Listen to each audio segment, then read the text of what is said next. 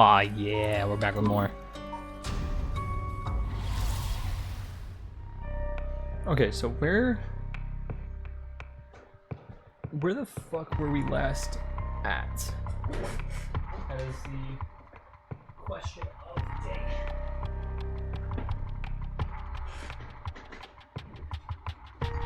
This...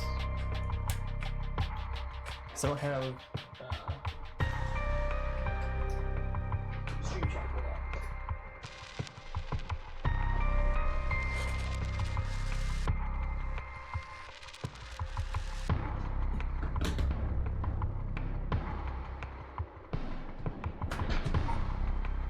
There we go. Alright. Once again, where the fuck were we? We have two things to start. Let's do...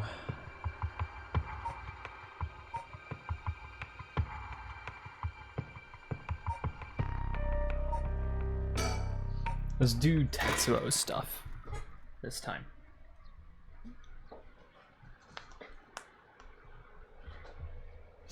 Back in good old Kinshibori Park.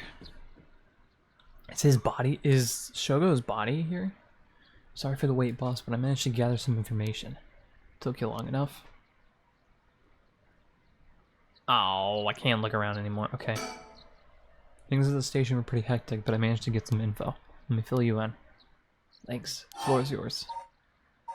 Serial killings. A total of 3 mysterious deaths were confirmed in the area, including this one in this park. Or including the one in this park. So let's start with that one, the young man we found here. He's been identified as Shogo Okie, 25 years old, a regular old office worker who worked around here. He died of asphyxiation due to water in his lungs. He drowned. He drowned in the middle of the park? That's not possible. It's gotta be a curse we're dealing with here. About that, boss. Isn't this park associated with one of the 7 mysteries too? The Whispering Canal. That's right, the Whispering Canal. It does seem like there'd be a link between canal and death by drowning, don't you think? Sharp thinking, Yuri. You're starting to get the hang of this. So, let's assume they're related. What's next? Before that, the body of a woman was found behind a residential complex in Kamizawa. The victim was identified as Tawako Hayashi, 29 years old. She was an office worker who lived on her own in the area. What? As for the cause of death, well, the entirety of her body was crushed by some strong external force. No murder weapon was discovered in the area, but considering the way she was found, we're looking for something large, flat, and heavy that could have crushed her in one fell swoop. Hang on, are you saying she was stepped on? Meaning the foot washing mansion? Exactly. Crushing is the foot washing mansion's modus operandi. The place the body was discovered is also known to be related to the 7 mysteries. And this is Namigaki's using it. Or doing. Shit, I knew he'd used it. Judging by the amount of soul dregs, the victim was just a regular person, not a curse bearer. Thus we should report this to Paranormal Affairs. And as for the 3rd victim, he was identified as Kohei Jonochi. Oh, the teacher was found murdered. Kamagata Hai was found in the school courtyard. Cause of death appears to be external trauma from a fall or heavy blow. The impact crushed his arms and legs. Since he was found in the middle of the courtyard, he couldn't have fallen from the gymnasium or the main building. Wait. Which one is falling?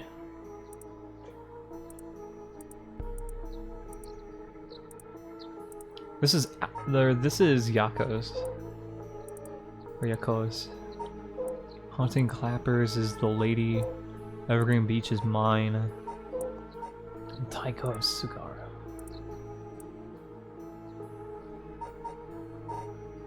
Weird. One-sided reed, ever-burning lantern. That one's Jonochi.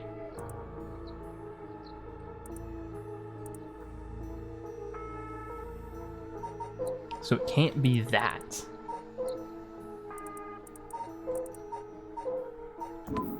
I don't know, if it tells me a teacher dying at school, and not just any school. Komagata High houses one of the Seven Mysteries. The Fool's Procession. It's too big of a coincidence. Can't rule out the possibility that this death was also the work of a curse. I see. Either way, it seems all three victims can be tied to the Seven Mysteries.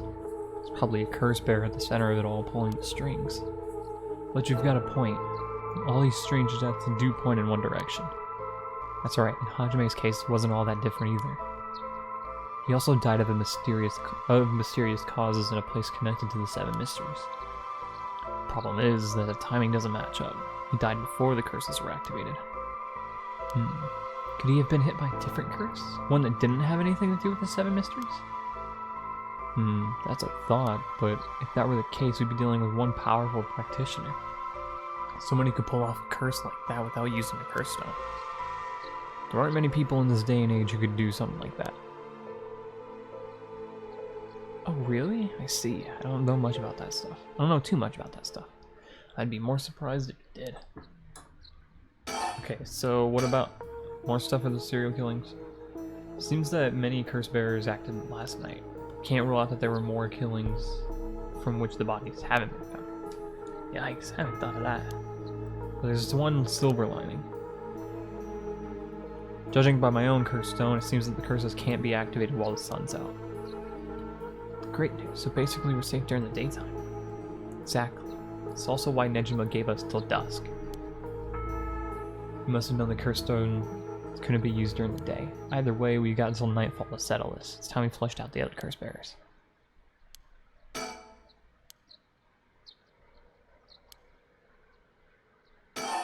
Okay, so serial killing stuff is done. At the moment, we only know the identity of 4 curse bearers, you included. Utara Namagaki had the foot-washing mansion, and Hideki Araishi had the ever-burning lantern. Oh, no. I thought it was Denochi's. We've got both of their curse stones. And then there's Nejima, who claims he had the one-sided reed.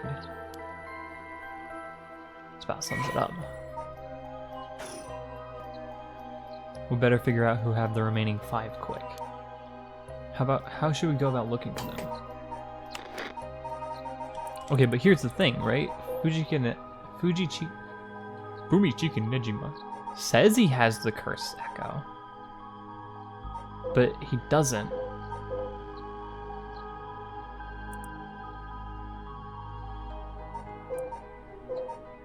Abandon the ever-burning lantern. See, that's crazy.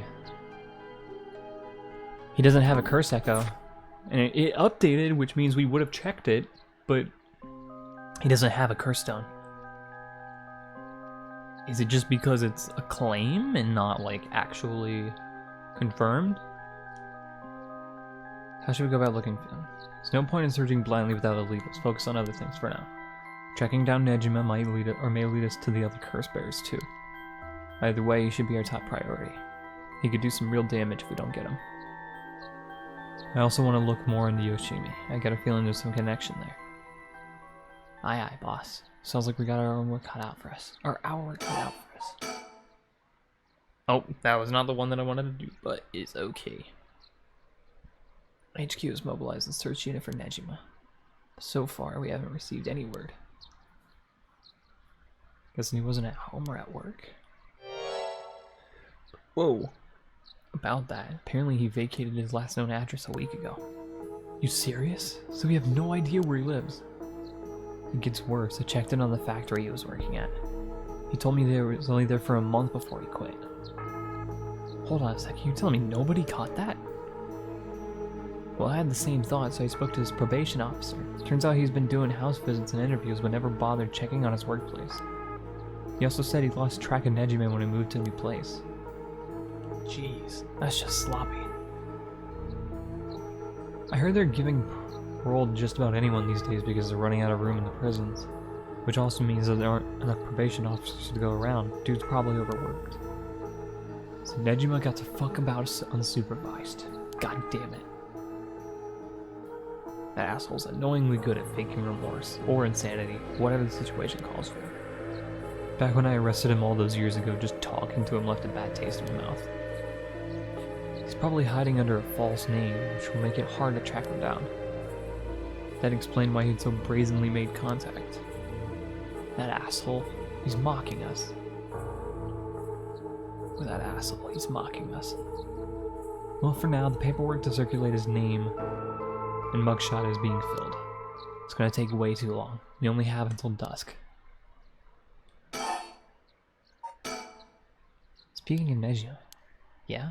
Did you manage to reach your daughter? It'd be best to put her into protective custody as soon as possible. Not yet. I can't reach her. They called, but she's not picking up. She wasn't home when they went to the house either. It's not good. Does that mean that she never came home? And why weren't you the one trying to reach her? Shut up. I don't have her contact info, alright? Damn, she really doesn't trust you, huh? Either way, I told her mother that it was an emergency and that we sent an officer to find her and get her to safety. She was real reluctant, but I got her to agree. Guess that explains why you got divorced. But if you, her former father, can't find her, how the hell did Nejima do it? Former, huh? That goes deep. Sorry, kinda slipped out. Anyways, I suspect it has something to do with this curse echo. He said his curse could kill a lot of people in a short time, that may even allow him to act from a distance. The one-sided read. What was that story about again? Something about a man stalking a woman who goes insane and chops her up. Ah, right. One of the more gruesome of the Seven Mysteries. As for Nejima's whereabouts, all we can do is throw more people at it until we find something. I'll check in with HQ frequently to see if we got any updates.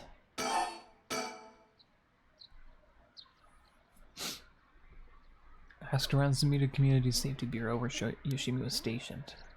Seemed he was investigating the apparent suicide of a girl named Michio Shiraishi. Yeah, the fucking schoolgirl who jumped off. Schoolgirl who jumped off the fucking roof of the school, but wasn't a suicide. It was an accident, but not a suicide. He was trying to determine whether it was really a suicide, looking into the height of the building, the force of the impact, her wounds, and all that.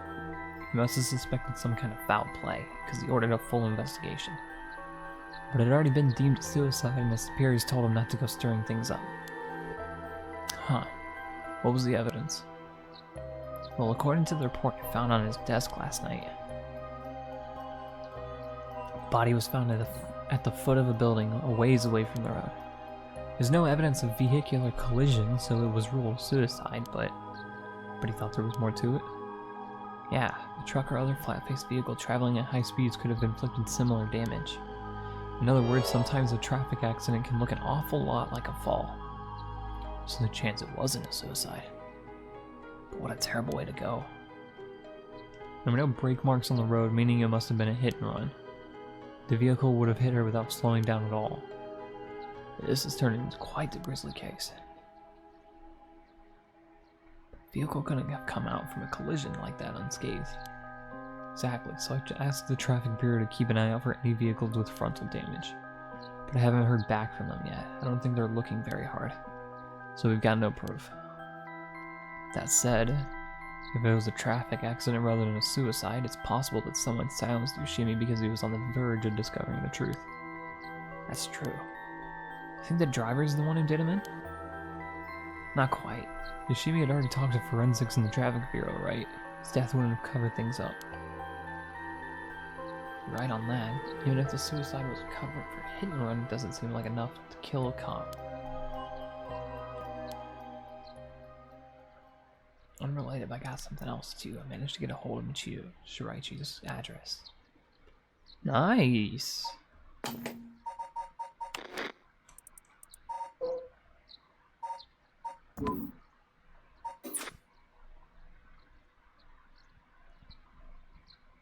And over there, over the course of the investigation, it might be a good idea for us to drop by too. Good thinking. Hopefully that'll give us more leads. Let's move on to the next topic. Back to Hajime, actually. Back to fucking Hajime. Anatomy Okuda? Community safety didn't have any contact information for her on hand, not even an address. Well, they had her parents' information, but when I called, they said they haven't heard from her in a month. Lots of family issues from the sound of it. They even said they don't want anything to do with her anymore. That said, she still goes to school once in a while, so we may be able to find her there. I'm not sure we really have the time for a stakeout right now, but she could be a key witness. Can we have community safety tracker down for us? It was Okuda? Oh, yeah, this girl.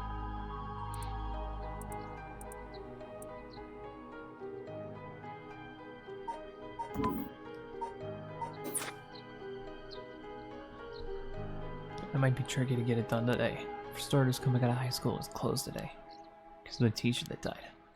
That's right. But if there's not something we can do today, we'll have to forget about it. Let's move on then.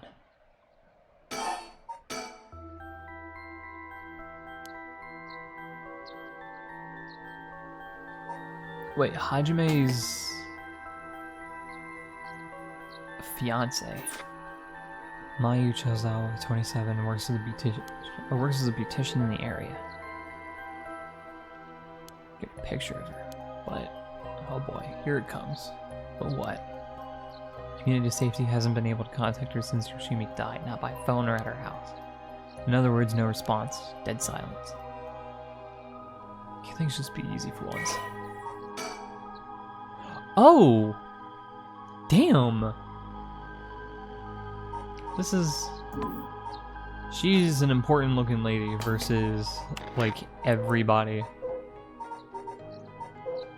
Like, not unique. I mean, kinda unique, but not really. Nope, nope. They're literally almost sharing the same pose.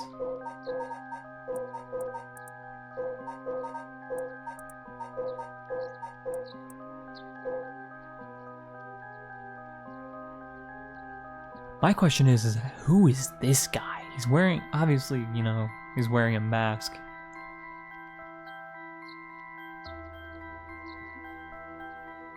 But what is your deal?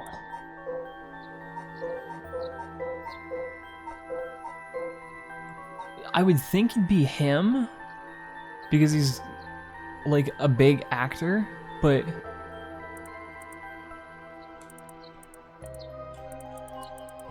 he's got a mole underneath his lip or next to his mouth. This dude, too rough looking to be this guy.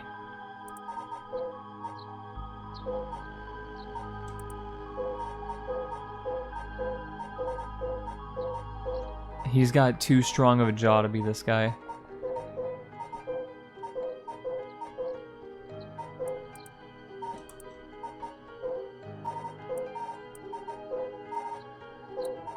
These guys, they could be similar, but Janochi's now dead. It's definitely starting to look suspect. Crime of passion, perhaps? It's fairly common for people to be killed by a lover or a spouse, but Yoshimi was well liked, and they'd been together for over 10 years. You never know, things could be different behind closed doors. But for 10 years? 10 years? I feel like if it started at any point,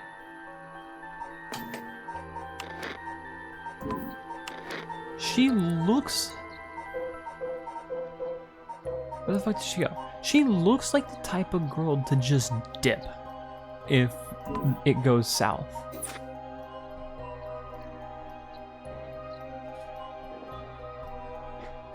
That sounds harsh, but I mean in the sense of like if things weren't working out anymore with like almost no hope of being repaired, like once it became genuinely toxic, she's gone.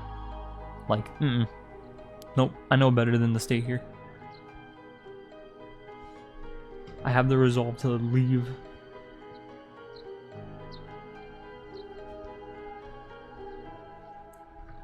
Not that people don't have that, you know, don't want to leave.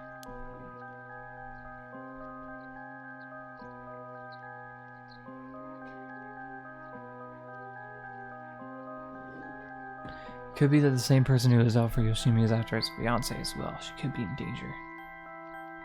Either way, she's important to the case. HQ already has the people we're looking for.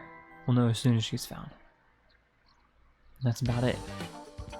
Oh god, here we go with the buddy cop music again. Should we continue our investigation? We could go to Kamagata High School looking to Tomi Okuda or Michio Shireishi's house to find out more about it.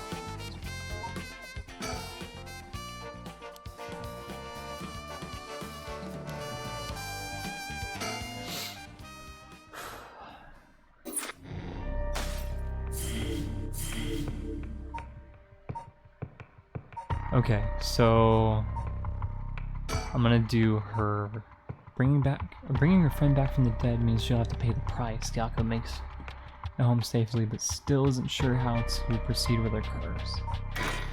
She worries about Mio as the night passes. Yeah, we'll get all of these chapters like caught up before we continue with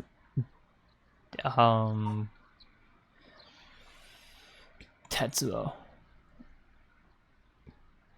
Because Tetsuo sounds like he's gonna be like our main character. Like it seems like he's our main character besides this guy.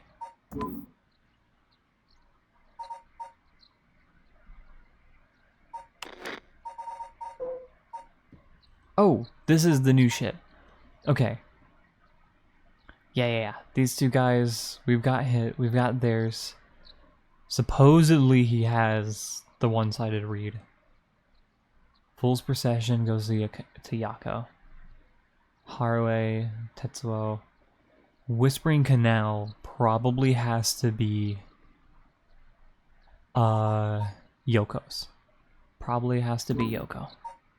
Is her name Yoko? Yeah. It has to be Yoko's. Because if Shogo's dead, then Yoko's still alive. She didn't die. And since we didn't find her body, then this guy wasn't around to mess with Yoko. Or like he chose not to. Morning, Yako. Huh? Yako? Rise and shine. Oh, you're up. You were sleeping standing up? You remember your name?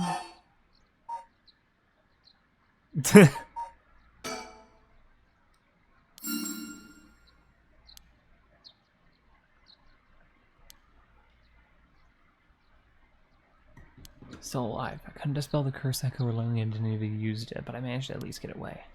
But in that situation, it's the best you can hope for. Sorry I got you involved in something so dangerous. I meant to look for you as soon as the sun rose, but I was just so sleepy. Can't even remember when I fell asleep. It's only natural to be exhausted after what you went through. Besides, I also feel bad that you've been wrapped up in all of this. It's supposed to be my job to prevent that from happening. Oh yeah, you said something about that last night. Just who are you exactly, Mio? Oh, well, the truth is I've been trained in things having to do with the supernatural. You mean you can learn that kind of stuff like you would with flower arranging?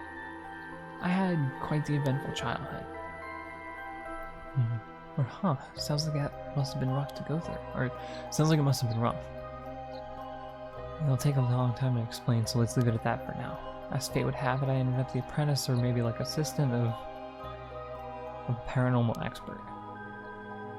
Schools have always had more paranormal disturbances because young people tend to be more susceptible to these things. I'm sent to schools that may experience something paranormal and put a stop to it before it happens. It's just like a part-time job you do while also being a student. I do help maintain public order, but it's all part of my training, so I don't get any money. I've got it rough, but still, that really is amazing. You were so cool when you faced off against the evil spirit. I never know if I should be happy when you compliment me like that.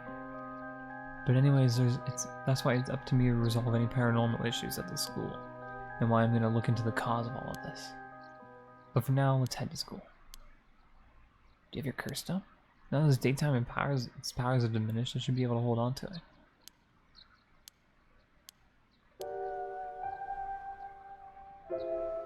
Is it really so wrong trying to bring back Michio? I mean, I can't approve of it. The rite may seem like a dream come true, but if it involves taking the lives of other people, then yeah, true. I want to make sure this whole ritual ends without anyone getting hurt. That's what I believe and what I'll put before anything else. I'm sorry, but is it okay if I hold on to it? Promise I won't use the curse no matter what. But there may be some other way. I just had this feeling that I shouldn't give up on the possibility just yet. That said, I'll help you, even if it's to stop the curses. For the Michio that still exists in me, I'll settle things so that we can move forward. Well, so here's the thing. She can still use it to defend herself.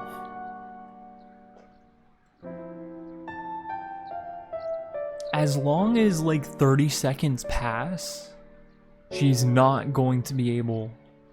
Well, as long as 30 seconds pass and her target, like, or a curse bearer hears the song, she's good, right? She can activate it literally whenever.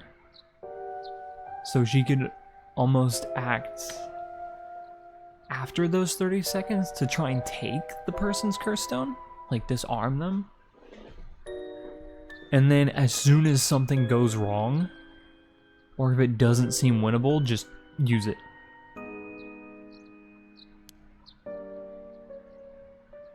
But if you ever feel in danger, you can give me the curse stone at any point. Right, thank you. Okay then, let's go.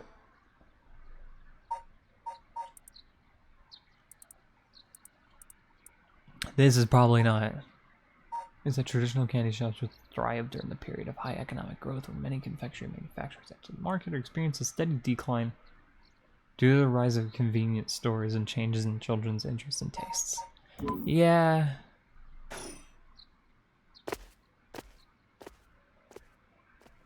That was kind of why that one anime... I don't fucking remember the name. But it was literally an anime about a candy shop. Or just about candy or sweets in general. I have no idea the name of it anymore. But it's basically that. Oh, it's Dagashikashi. That's what it was. Thought it was unusually noisy. There's a big group of people in a place out in front of the school. They haven't found out that the teacher's dead yet. About to.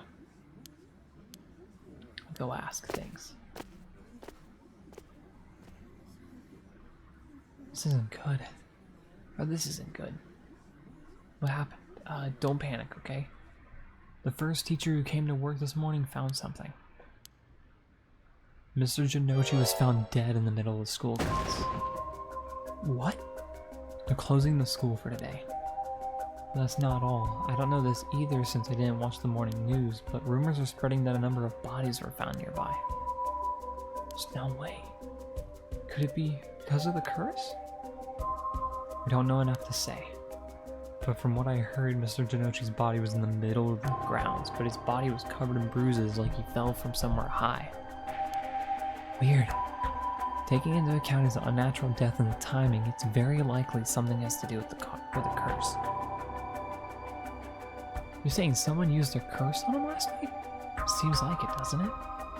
That's so scary. So the curses really do kill people, and someone used it. Keep your voice down, okay? What would happen if another curse bearer heard you? Yeah. His deceased body was discovered at the school grounds at dawn. Oh yeah, and it does say is...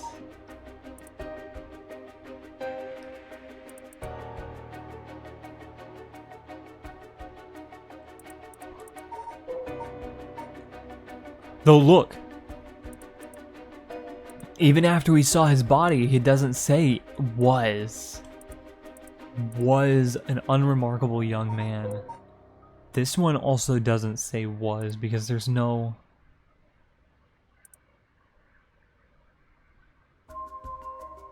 Oh yeah, now while working as a housekeeper, she spends her days devouring mystery magazines.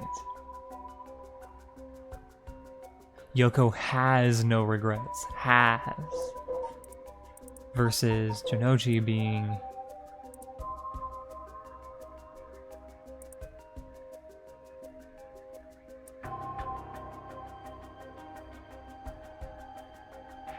Oh, well, it doesn't really change that, but like...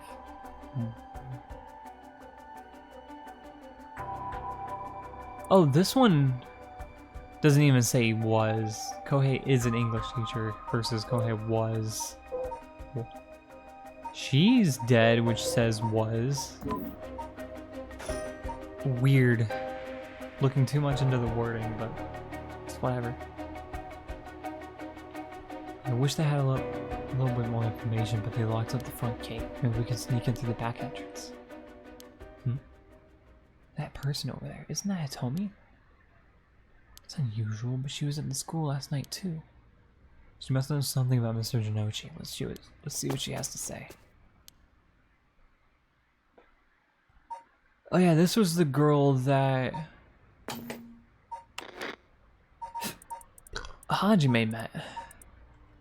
Hajime Yoshimi. Wasn't she? Okuda.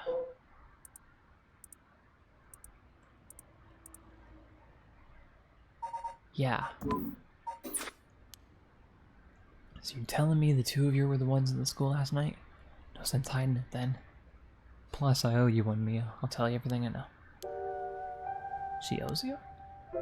Right after I transferred here, there was a bit of trouble. She gave me one of those, what was it? Oh, exorcisms. So that's what it was. Janochi's death. Did you hear about Mr. Janochi? Heard about it, I've known about it since last night. I saw that asshole bite on the school grounds myself. You saw it happen? Tell us about it. What happened exactly? I don't really know myself. It was pitch black. What I can tell you. It was almost... dawn, probably around 3. He started freaking out all of a sudden, ran out into the school like someone was chasing him, then screamed. Somebody help me, forgive me, Michio. Or something like that, like he was running, or while he was running around. He mentioned Michio. Was there anyone else out on the grounds? It was too dark to see from where I was, but just a second I saw it. Oh, just for a second, I thought I saw a girl in a school uniform with her hair in braids. I didn't go out to make sure, so it could have been nothing for all I know. Then I heard him begging for his life like I was wrong or I'll do anything. All of a sudden his arms and legs snapped, even though he was just standing right there. His arms and legs broke without anything being done to him? He fell over and quit moving, so I thought I'd better get out of there. Then he croaked, that's all I saw. Sounds like Michio's ghost chased her down and killed him. Hell if I know anything about that. I'm just telling you what I heard him say. So wait. Let me look back at the Seven Mysteries. Because if it's just straight up her ghost, then that's different. That's something else entirely.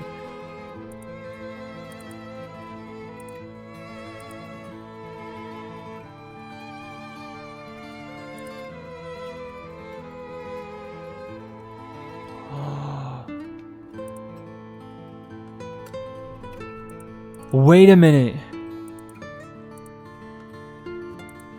Did we accidentally use it? By fatal fall.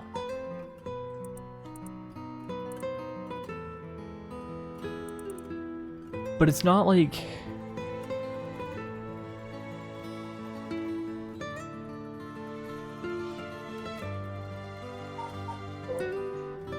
No shot.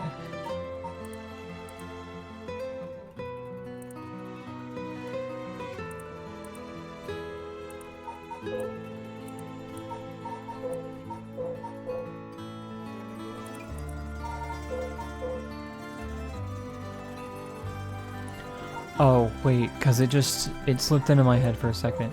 This. If I ever meet characters that I know are immediately hostile, I'm using this shit.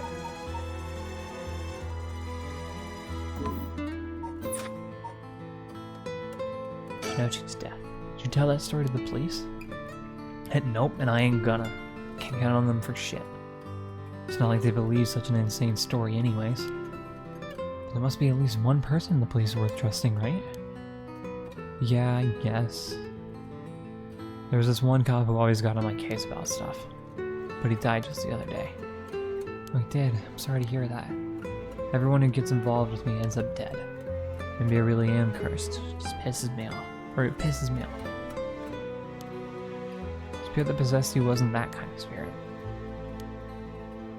Yeah, this was just an unfortunate coincidence. Though I'm sure it was hard enough for you.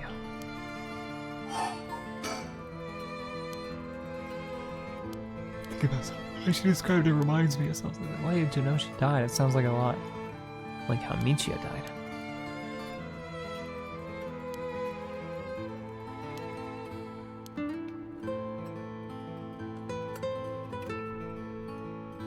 Wait, didn't she have like 20% on this when we found her as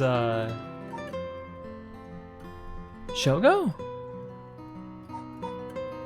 Didn't we get a good amount from her when we were playing as Shogo? So maybe she didn't use it, or maybe she did use it but doesn't realize.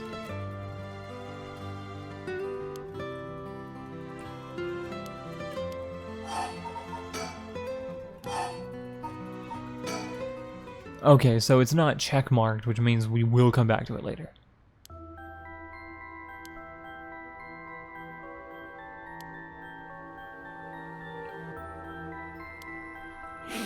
As they struggle to relate to the people around them, they also tend to draw spirits to them naturally. This can cause strange symptoms that they don't understand, including headaches, muscle stiffness, and hallucination, even memory problems. Sure, it must have been very hard. So that's how it works, huh? Do people also have their personality taken over when possessed? It's possible with spirits who have a very close relationship with their target, like siblings or parent and child. But you almost never hear about people being taken over completely. It's when the two parties aren't in sync that those negative effects can start to appear. So the seances or whatever you see on TV are all bogus? Not quite. There are mediums and diviners who can align their minds with the spirits they call. Though there are people on TV who are just putting on a performance. There are people who in life had extremely powerful spirit sense or a deep connection with the person. But even they shouldn't be able to completely take over the person they possess. Even if they could, it'd only be enough to pressure them to choose certain behaviors that wouldn't be unusual for them to do on their own to begin with. One more time. Even if they could, it'd only be enough to pressure them to choose certain behaviors that wouldn't be unusual for them to do on their own to begin with. So almost like pressuring them to give into like urges? Weird. Wouldn't you know if you were choosing that behavior on your own will or not? Hence why there's a lot of cases where people don't even realize they're possessed. That the spirit may influence the behavior and memories of the host. The deeper the connection in life, the easier it is for that to occur. It's so tough for you being possessed for so long to tell me. Whatever might happen to me doesn't make any difference. Me being able to see spirits and stuff has nothing to do with how things ended up like this. It's not like you being able to see them is your fault either. Same thing goes for me. Maybe it's just something we have to live with. You have a knack for it yourself, Yako. I bet you can see them too with a little training. I think I may pass. Considering how scary what the first one we saw as her was, yeah, I'm good. Exercise me, but if you hadn't said anything, I probably would have knocked your lights out. You tried to perform an exorcism on her without telling her anything? You see, in my experience, most people don't understand no matter how much I explain. They only accept my explanation after they see the results. I guess that makes sense. Last night, before you witnessed Mr. Janochi collapse, can I ask what he and you were doing in the classroom? You gonna tell the cops? Oh, right. With everything that happened with Mr. Janochi, they'll suspect you if we told them that we saw you with him last night. Anytime something happens with someone like me, all those shitty adults start jumping into conclusions. I understand. I won't tell them. You wouldn't have been able to kill him anyway. Or you wouldn't have been able to kill him anyway.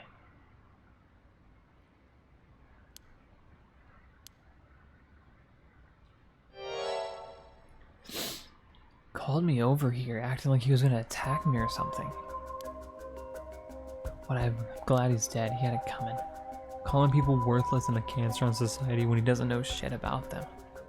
That asshole was the one always acting like scum, if you ask me.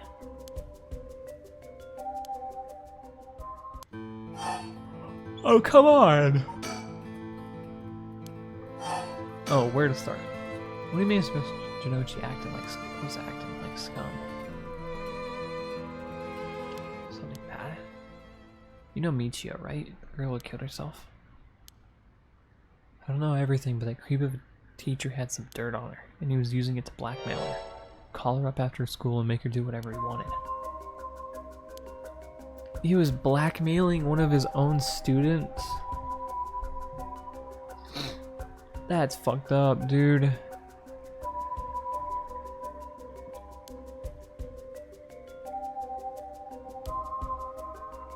What do you mean by dirt?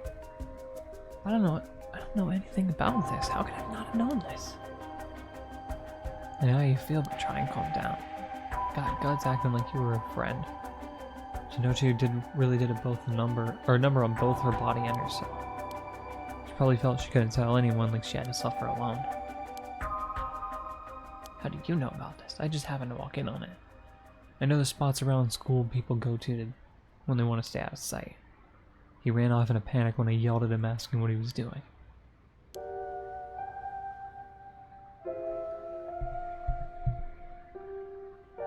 Couldn't just leave her alone. She looked like she was about to cry, so I stuck around for a little bit. She told me everything that happened in whispers. She probably figured I wasn't the type to spread that stuff around, but she never asked for my help. She told me that she was fine and to keep it a secret. She probably thought she just had to grit her teeth till it was through. She was naive. I tried to tell her that if you give guys like that an inch, they'll take it a mile. She kept saying about how it was her punishment and she was soft. She was soft.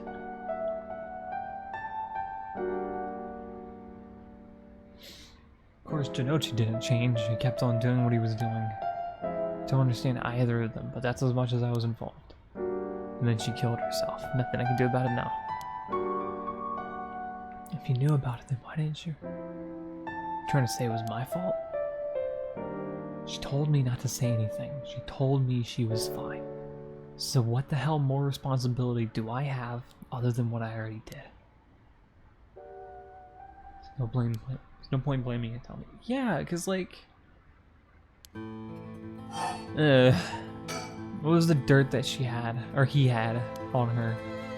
Never heard what it was, but from the sound of it, he'd been blackmailing her since about a year ago.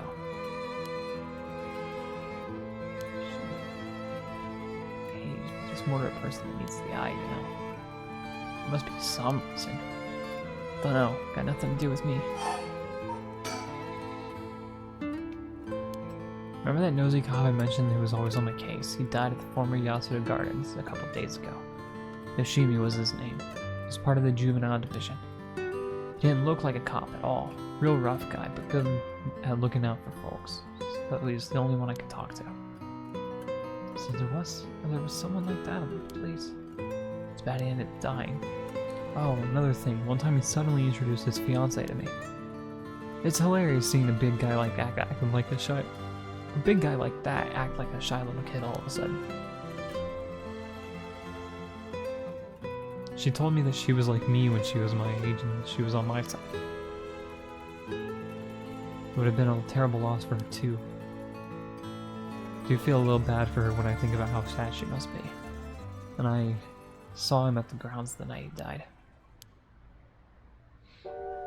If you know what happened to him, if there was anybody at all,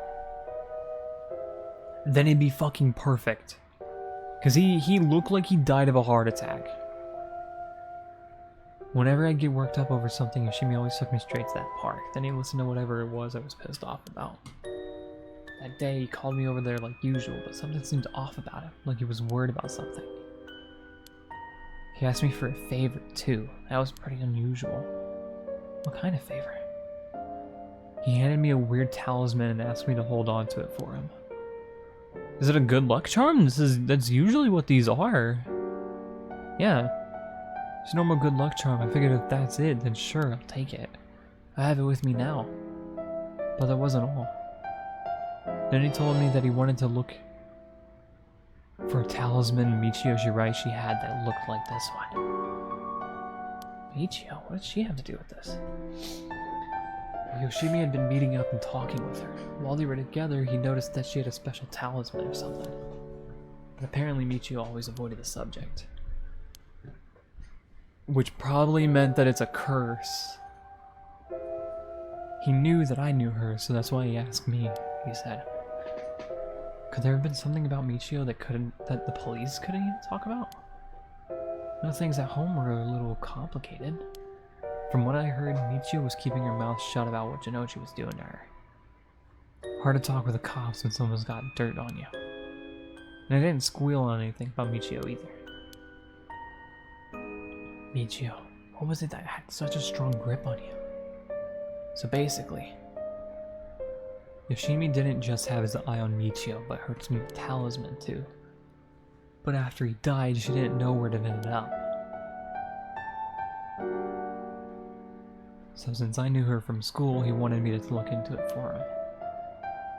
Is there something special about the two talismans? I wonder why he gave it to you. Hell if I know.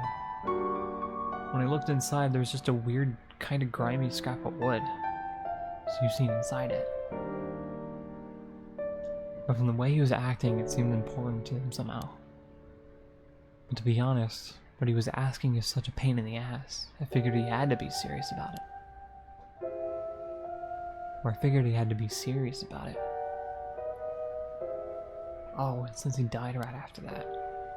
Yeah, he even said to me, if anything happens to me, take those two talismans. Give them to a guy named Nakagoshi in the police department. Knowing what I know now, I probably felt that something was going to happen to him. I think, so it really is a Nakagoshi. As a relief at least. Anyways, it didn't feel right just ignoring a dead guy's last request. Tell me. Yeah. That talisman. Would you mind if I had a look at it? Sorry, but I don't trust you all that much yet. It's important to me. Okay, so do we have? No, we don't. Is it you? Huh? Is it you? It's gotta be. I figured that Miss Garbage teacher would have them or know the most about Michio. I asked him yesterday afternoon if he knew anything about a talisman. He gave me some cryptic response like, I can't talk about it now and coming to school tonight. He even gave me the code to the lock on the back entrance. He seemed pretty willing to give it out, so I wouldn't be surprised if he has used it for secret meetings before. I climbed over the front gate to get in. So yeah, we met up in the classroom in the middle of the night. But nothing he said made sense. It's actually probably on him. It's probably on his body right now.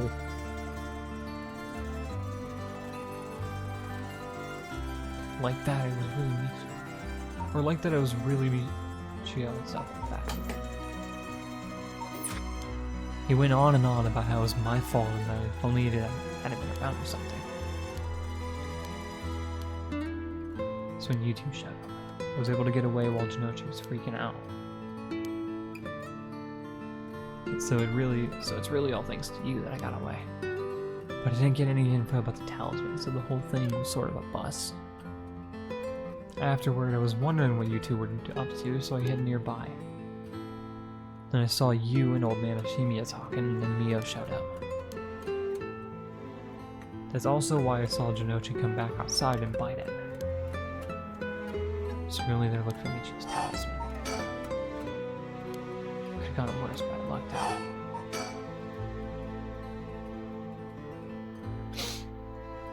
Hold on.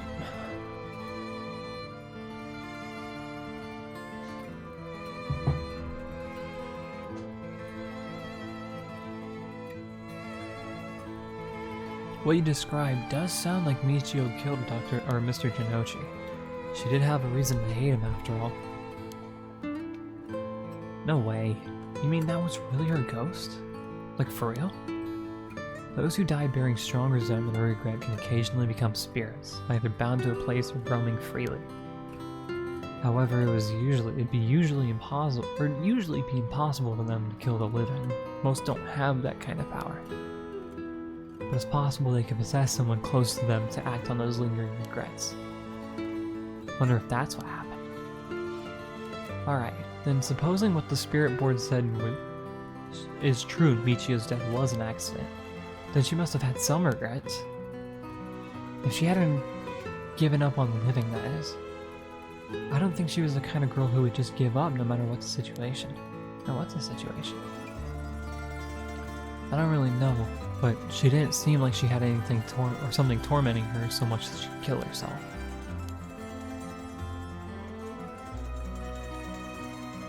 That's all I know. Happy? Still gotta look for the talisman. Thank you, Tom. Oh, if you two find anything about Michio's talisman, be sure to let you know. Thanks. Oh, can we get your contact info? Where can we normally find you? Right. I'm not home most of the time. Usually I'm at a friend's place. Here's the phone number. Thanks. We'll call her if we need to talk with you. And, what is it? You're easier to talk to than I imagined. I was kind of scared at first, but not anymore. Shut up. You were the one avoiding me. Anyway, catch you later. Don't die out there, okay? Thanks. We'll be careful.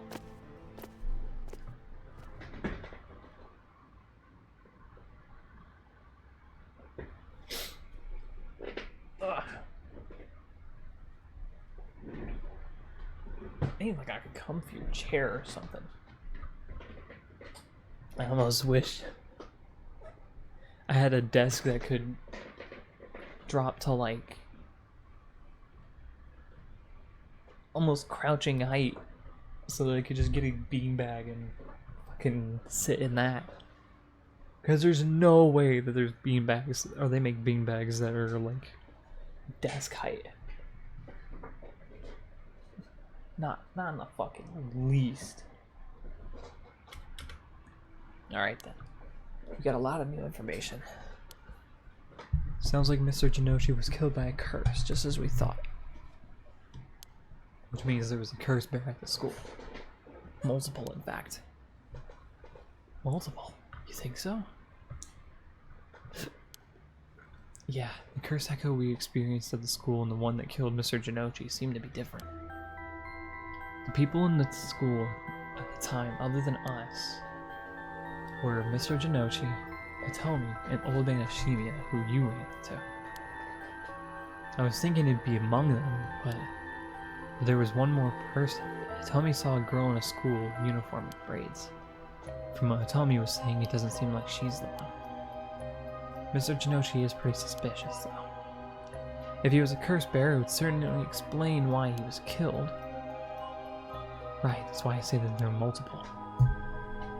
Oh, yeah. Oh, right. The person who killed Mr. Jinochi would have to be one, too. Which means it must be either the mysterious girl or Old Man Ashimiya. Yeah, we should certainly be careful of that. That said, the mysterious girl and the fact that Mr. Jinochi thought it was Michio that was attacking him has me wondering. I doubt Michio herself was actually there.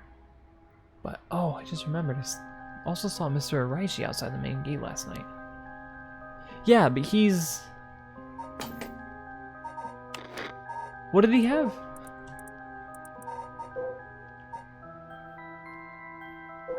Oh, Araishi.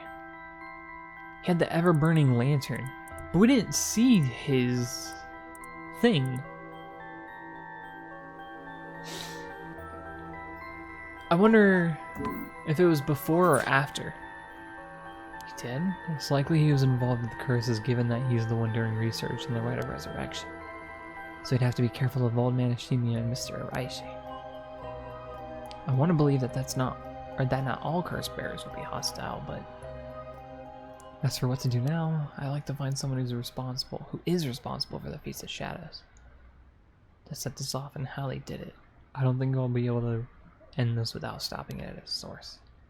Makes sense. In which case, next we should do what exactly? We'll need to talk with Mr. Araishi. He definitely knows something. It'd be safer during the day, so I think we should try and look for him. School's closed, I wonder where it could be. Let's try heading someplace someone may know where he is.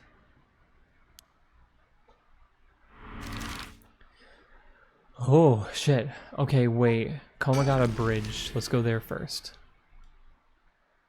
Even if there's nobody here, we'll find out pretty fucking quick.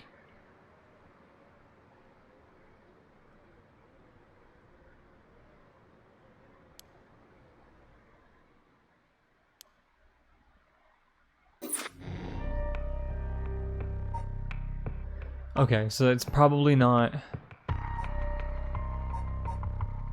We can probably come back here later, since it dropped us out of it.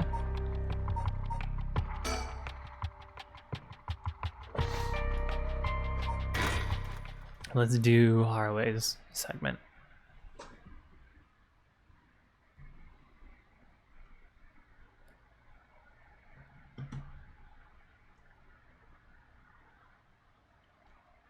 Good morning, man. How you feeling? I'm fine. I hope we can make good progress today. How's your curse stone looking? Haven't felt anything from it since sunrise. Interesting. It's possible that its powers can only be unleashed at night then. That aside, why are you so late this morning? There are unfortunately some things that can't be investigated while the world slumbers. I did get some research done with what limited time I had.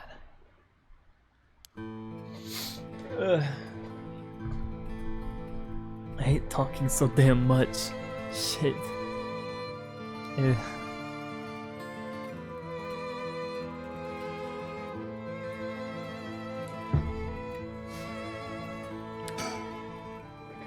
I'll just skip talking about this. I'll just react to what's going on. Cause damn, man. I get that there's no... We should have more visual novels. Less with... We should have more visual novels with voice acting.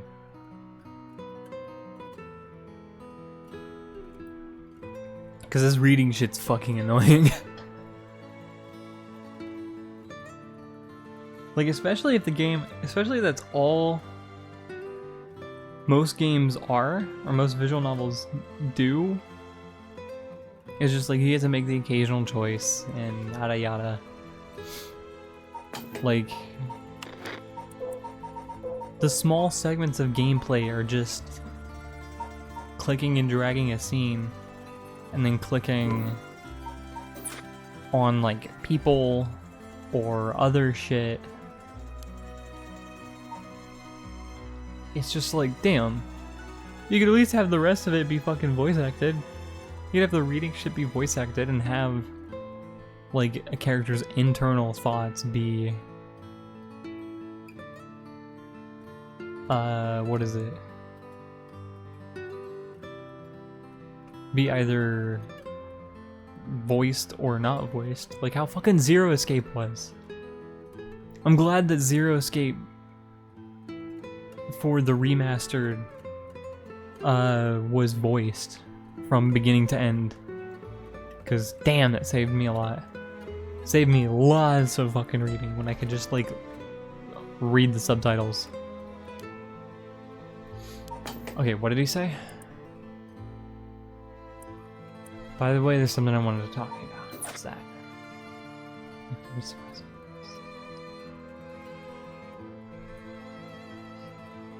I don't think having them use the right for our purposes would work. Compensation, it may prove much easier than you'd expect. Cash, for instance.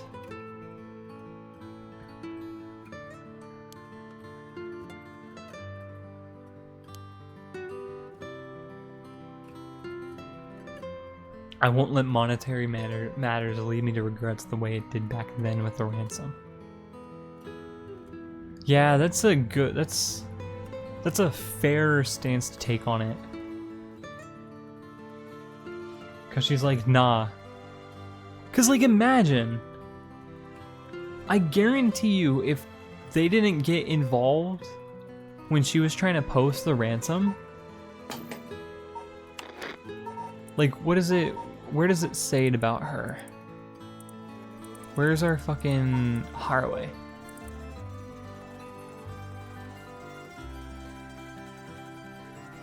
Yeah, it was a mistake on part of the detective. And it should explain here.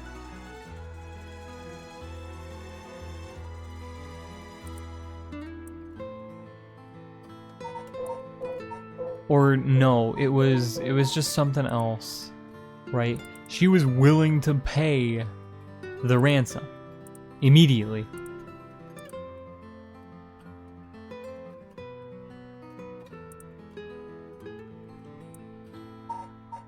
If the detective didn't fucking mess up, she guaranteed, almost guaranteed, would have had her son back.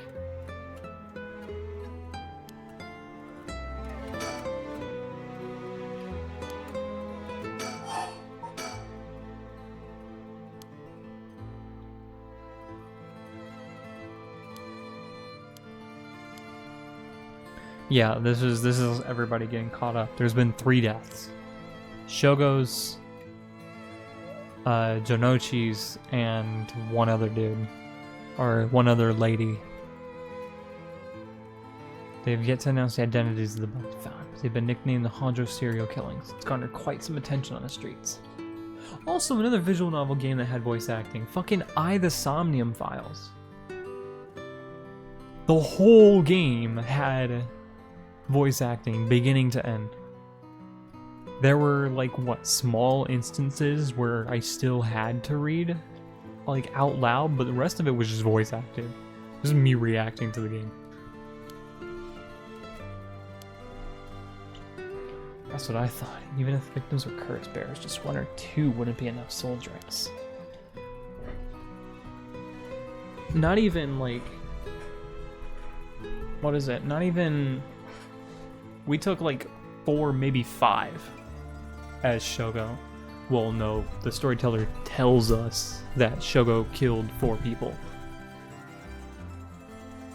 Or 5 people. Even though I'm like, what?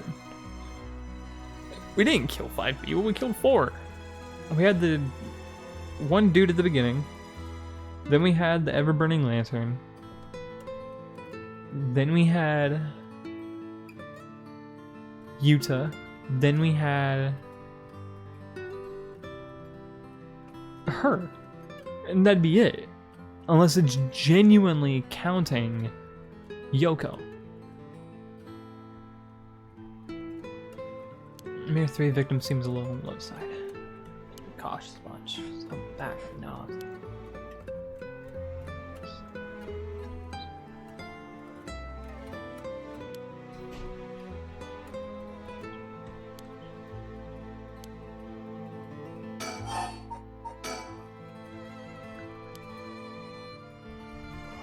Oh!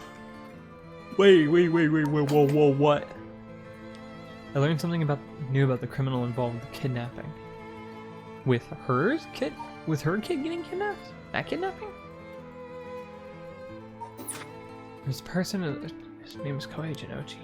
Do you think he was a curse bearer? Not sure. It's possible. Means there were 2 people who knew the truth about the kidnapping. Oh, it means that the 2 people who knew the truth are both dead. Just when we were getting somewhere. It isn't enough to make me give up, of course. Still don't know anything about Michio Shiraichi's residence. Be wise to pay a visit. In addition to the 3 victims associated with the Honjo serial killings, there's Michio, who reportedly committed suicide, and the police officer died at the former Yasa Gardens. Bound to inspire strange rumors, but must have nothing to do with Seven Mysteries.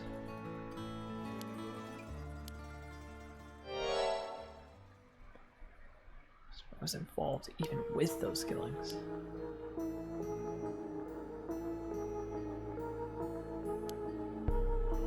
Oh, like maybe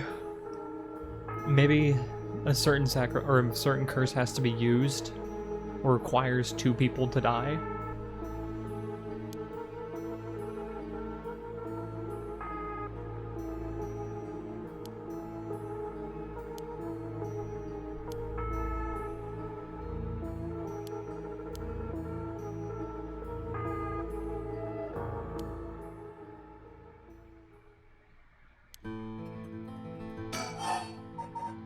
Let me look around a little bit.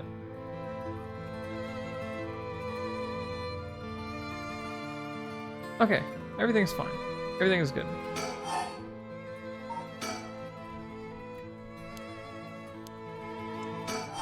Should pay attention to today's news.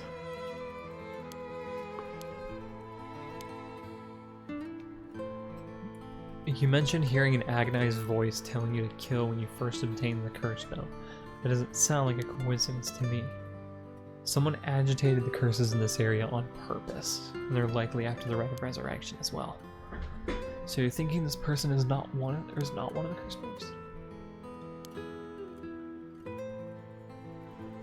Though it might seem obvious for the mastermind to become a curse bearer and collect soul dregs if they were after the rite, this would be very risky, since as a curse bearer they themselves would become a target.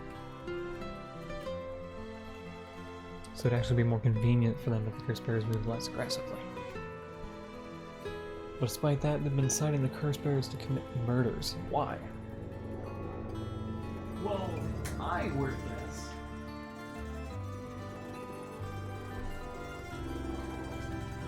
Give me just a second.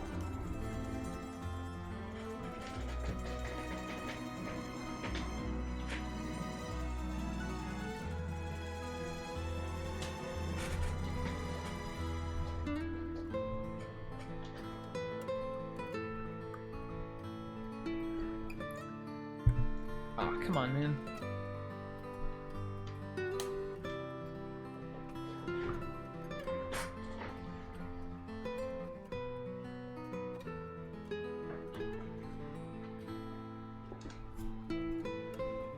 Well, I guess I can talk while I do this. If they're inciting the dudes... If they're inciting curse bearers to kill with the curses, they might not be getting involved themselves, so that once they realize that they've got enough dregs, I mean, shit.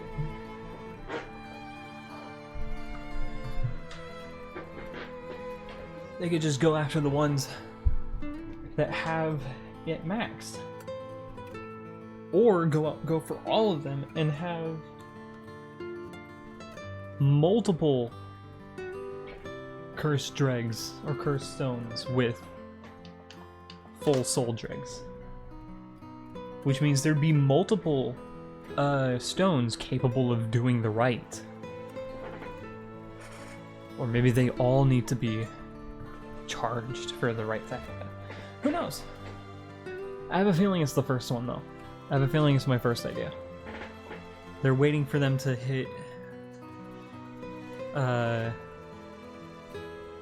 high amount of curse stones, or max out their curse stones dregs, and then killing them when it finally gets to that point, so that the rite can be all theirs and they have multiple wishes, multiple chances to resurrect somebody.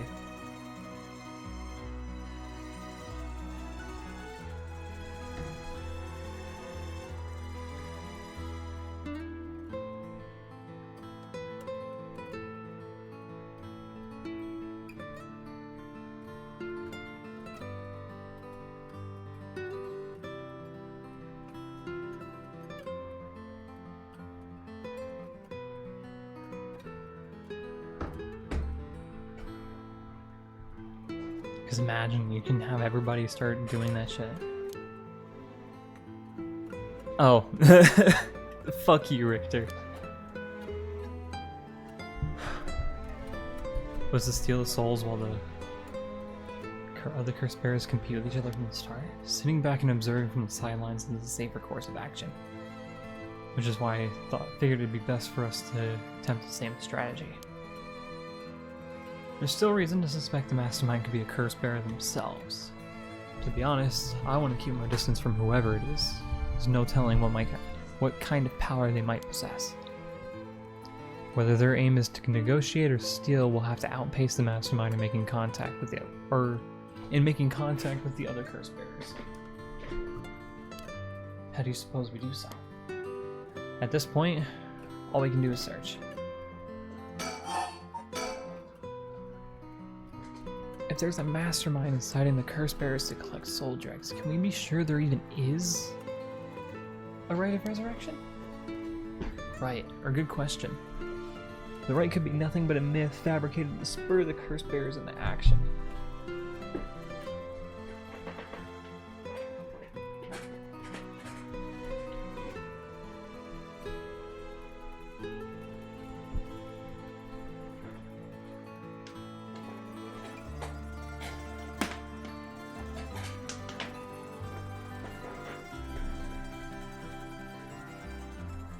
Oh, fuck.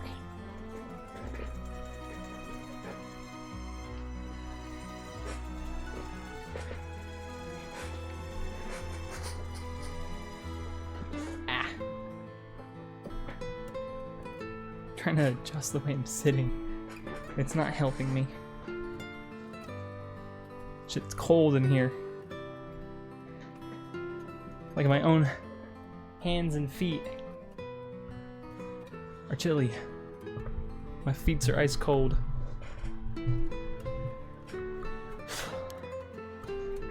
Saying it might be for naught. Do you want to give up now?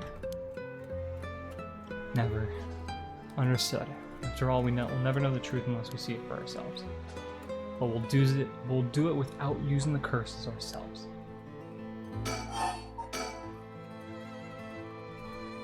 By the way, I met a few people who seemed like potential curse bearers last night. I did some investigating into all of them. I only managed to get detailed information on 2.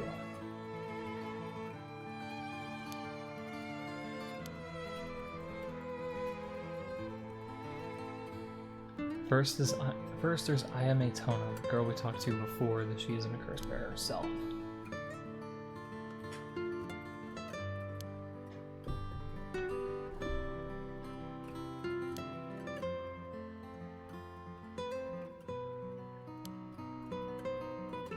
Hold on, I'm surprised it even worked. I called every single university with ukiyo-e in their curriculum pretending to be okay. That's crazy, bro. Where she might have gotten into some trouble. Did you attend the fall last night?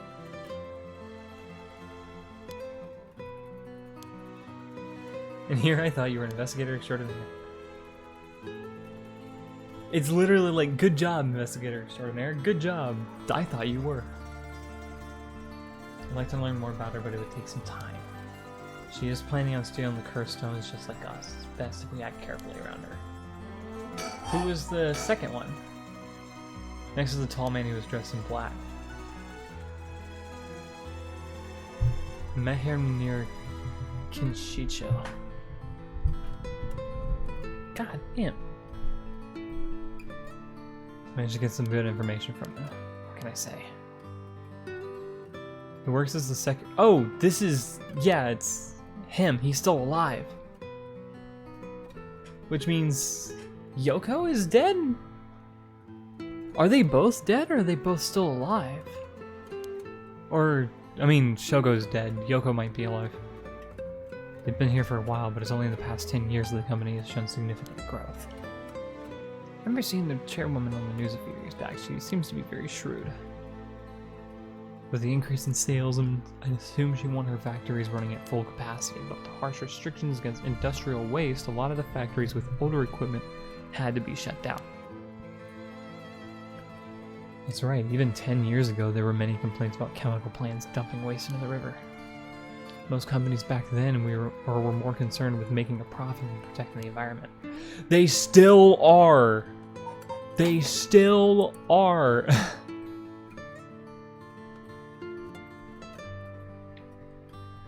But now the environment includes people. Fucking bullshit.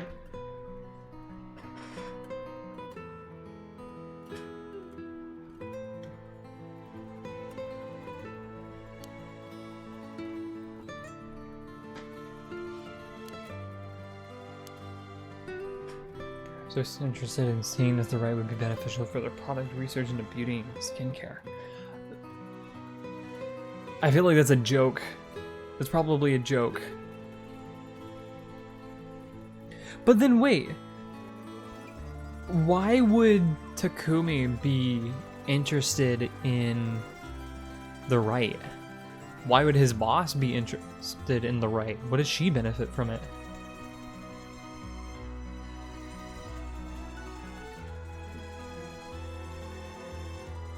Maybe profits increased because somebody died and she wants to bring them back so that they can die again? That's kind of cruel, but...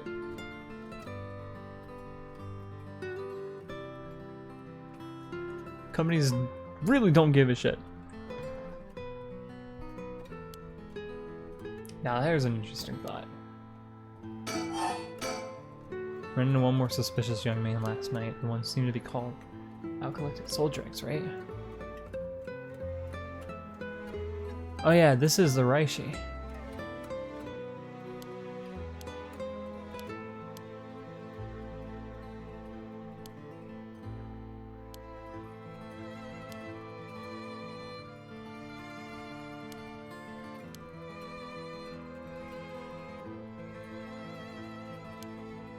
Yeah, but like, now you'd be totally safe to do shit. Like, you'd be able to talk to him now. He doesn't have a curse anymore. But that's the thing, dramatic irony. We know they don't.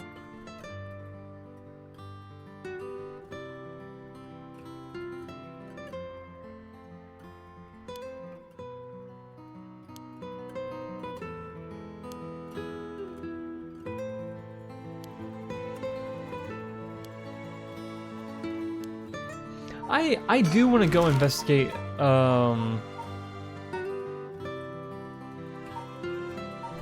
do want to go to here. To Hahaku Soaps.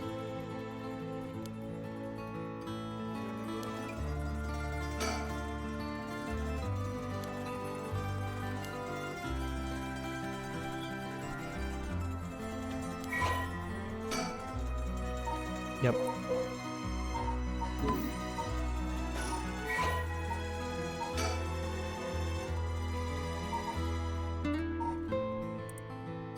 Nicknaming.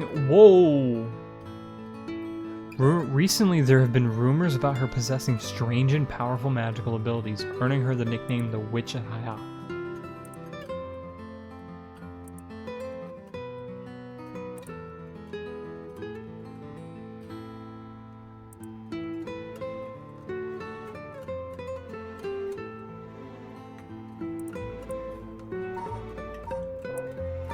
Holy shit.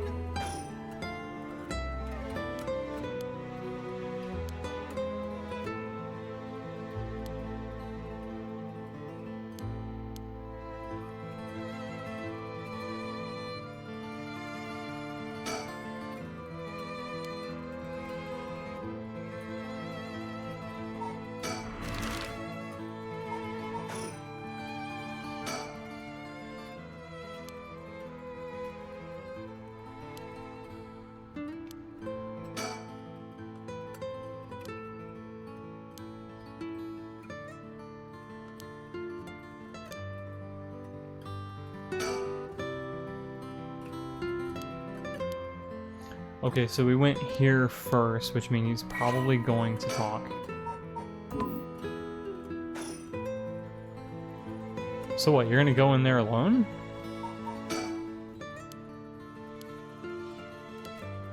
Okay. No travel. So then let's go to Midoricho Park. He'll probably investigate them by himself later.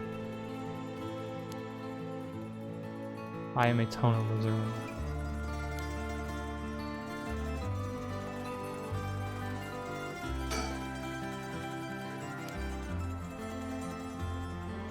We still haven't seen that cursed dreg yet, or cursed stone.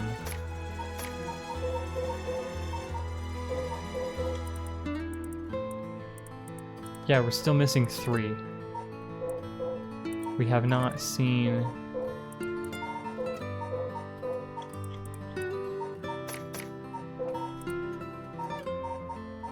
Oh, gameplay guide.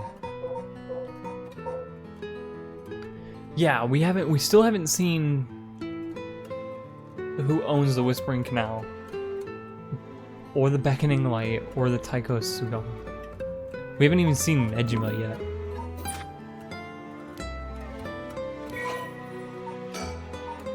Yep, okay.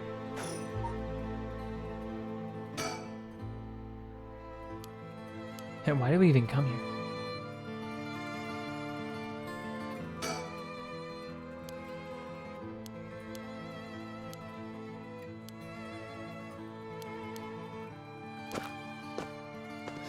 Oh, okay. Cool. Go do your thing. However, I noticed a few people who seem to be related to the police force keeping watch in the area. I don't know if they got eyes on her apartment, but they do appear to be watching the building it's in. What can I say? It's part of the job. However, it meant I had to refrain from knocking on her door or looking through her windows. Wasn't able to check her electric meter or mailbox either, unfortunately. You would check even the electric meter to see if somebody was, like, hiding at home? You're planning to go that far? Okay, so... area was a waste of time. Back to Komagata High. Which the police should still be here. Yeah.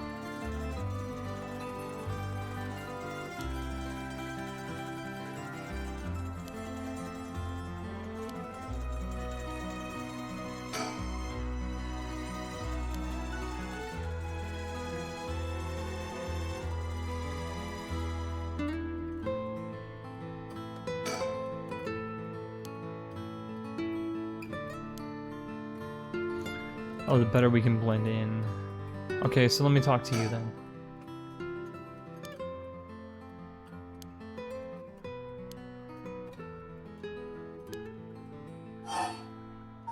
Yeah, we should. Because we're gonna have to go back to Moreski Street.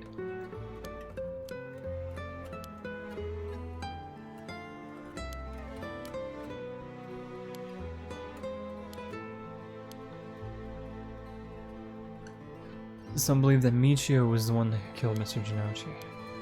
Story's got 2 pieces of evidence to back it up. One of them wasn't news to me. Apparently he's been mumbling that Michio was going to kill him for some days now. As for the other piece of evidence, a pigtail girl in her school uniform was seen around the school late last night.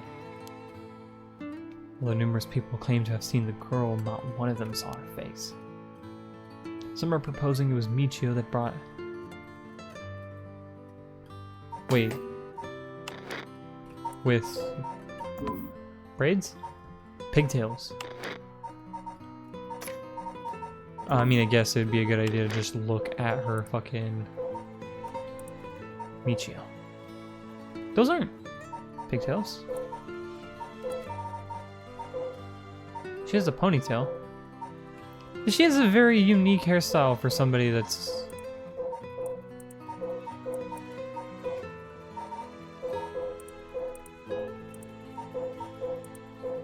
Like, damn, I can look at the students and not notice a single girl.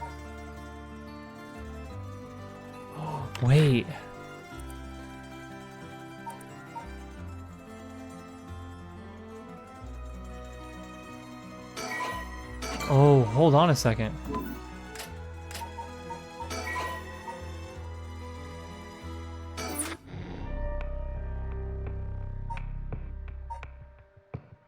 This is gonna be hella terrifying for me to go back.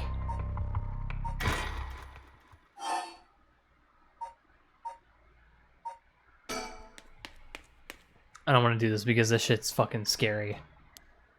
Was the girl that looked like it?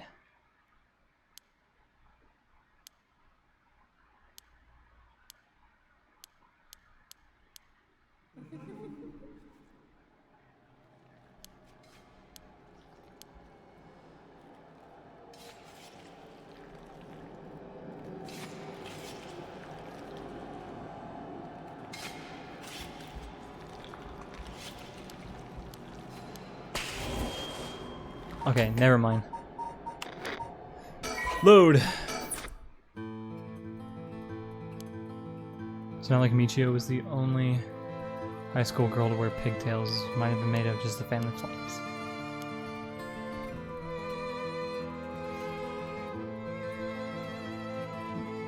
Oh, if it's true, then I want to get a hold of her in order to hear her side of it.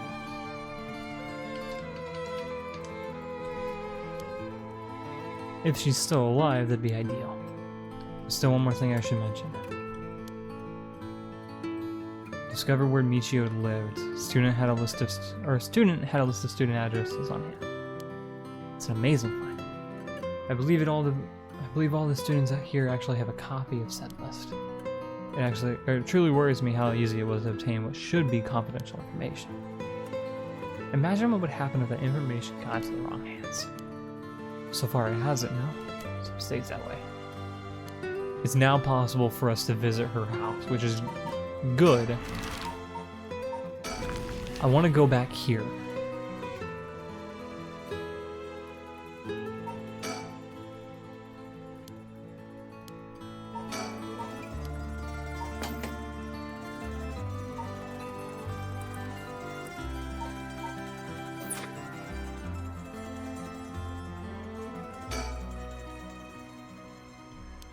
Okay, cool. I was like, wait, how do we get him to go in and check?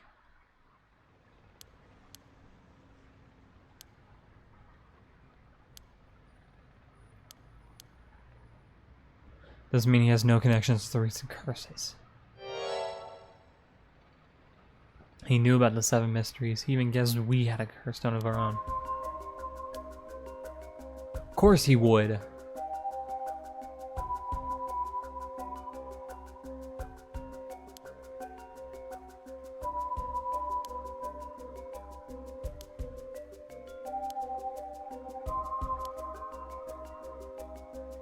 Had all those same reasons you did to think you were cursed Barry last night, and your arrival here only confirms it.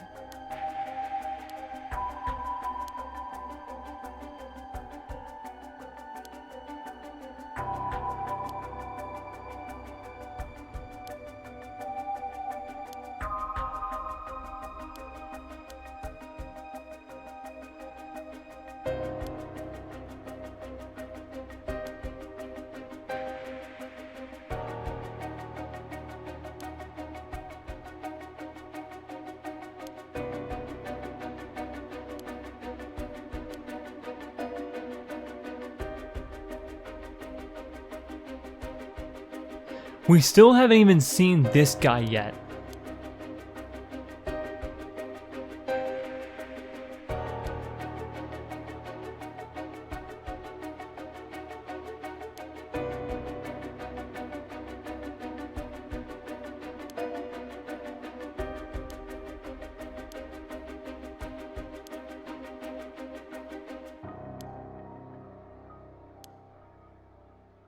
Bullshit.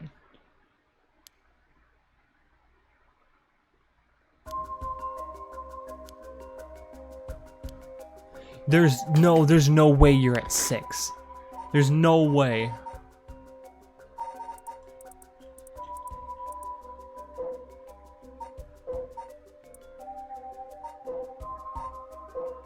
There's no way you're at 6.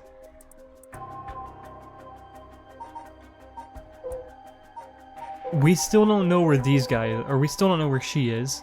So that's 1. That's 2. This is 3, 4, and 5. This is 6. So there's currently 6. Maybe 7. No. His is with Tetsuo. Hold on. Yeah, look. 1, 2, 3, 4, 5. We have 1, 2, 3, 4, 5. 6 is still probably around. So he's lying. He's a sack of shit.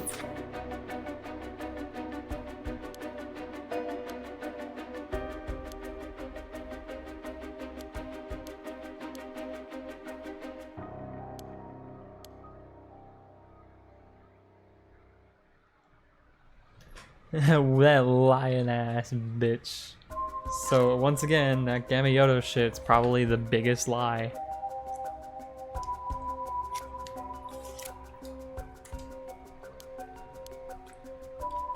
So they aren't after the right after all. I wouldn't be so quick to trust him. I believe we're dealing with a master in deception. He may well have made up a story to convince us to part ways with our stone.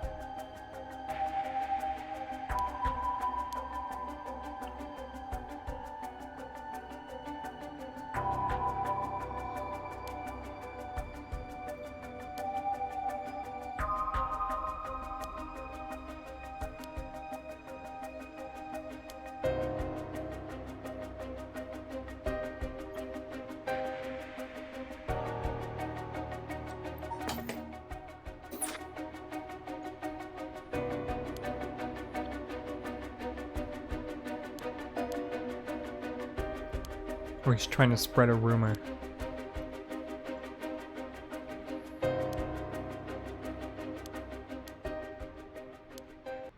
And then if they have the curse stones, they could genuinely start doing shit.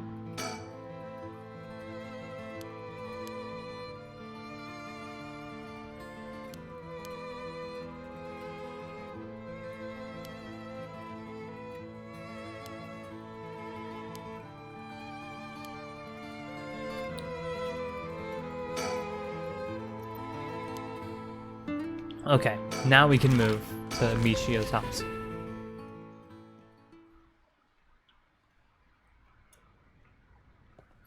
Oh, this is a tight alleyway. Hell no.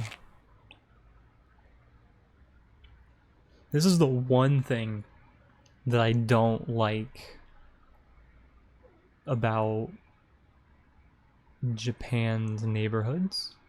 Japan's like towns. Or residential areas. This shit. Look how like scary this shit is.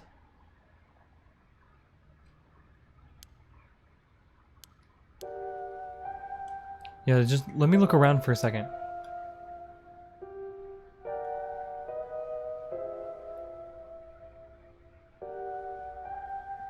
Like, all of the buildings, like, this is already just a small area. This is like an alleyway.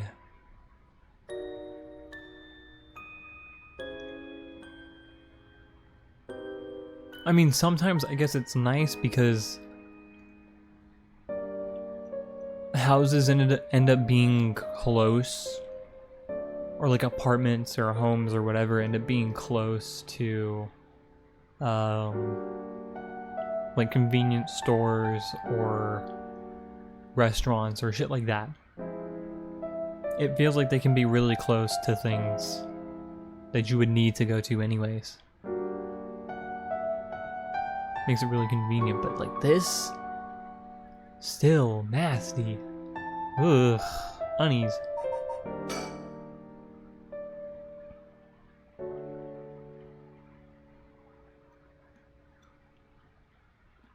Like, it makes me understand that a lot of the scarier horror shit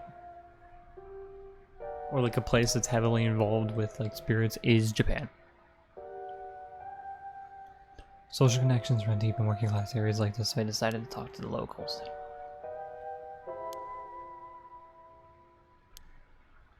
Oh, their reputation went down in the dumps this past year. Which was when they had dirt, or which is when the teacher had dirt on Michio.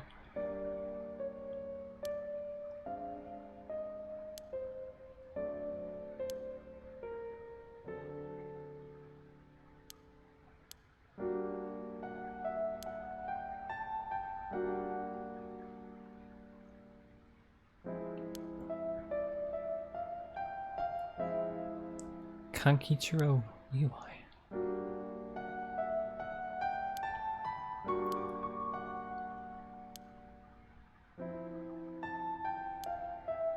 Oh yeah, this was the one. This was where the rumor of her mom's like new husband was abusing her. Yeah, not to hit Michio. As if that wasn't unsettling enough, every night the neighbors also began to hear an eerie chanting. Huh?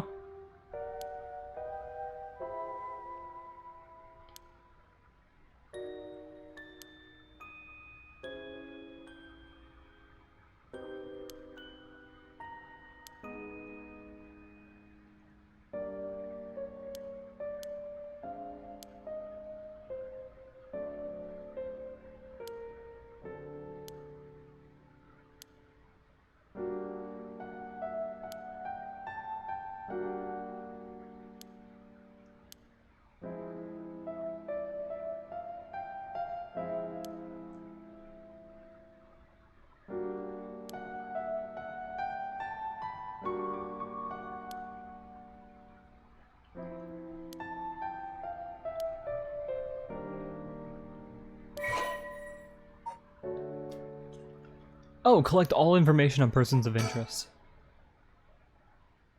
Oh, he looks like former Yakuza, 100%.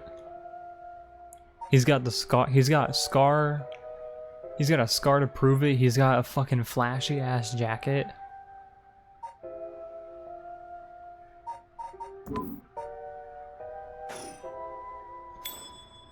Jesus.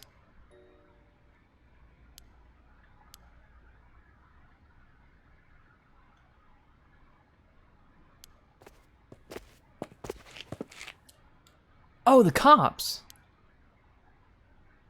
Could you repeat what you know for me one more time, Richter? That scared the shit out of me. Okay. Oh! Look! It, like, directly connects. Let's check out the high school just for a second. Because we'll probably get info on the dude's death. If not, find the talisman.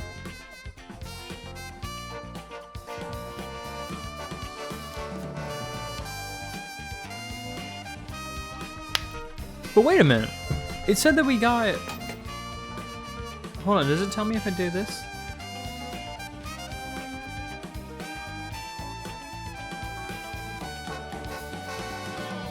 No, it just shows that. Okay. It says that we have all the information on persons of interest. That's weird. Which means that this whole thing is full.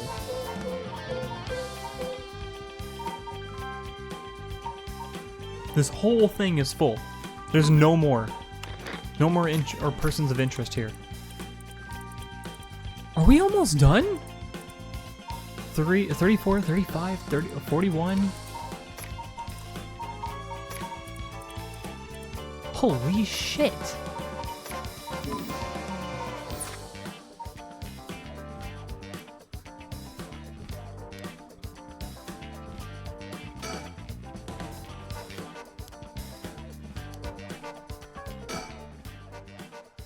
Isn't only connected to the case. Possession, of course, where that teacher was killed. Yeah, but we should be able to look at this.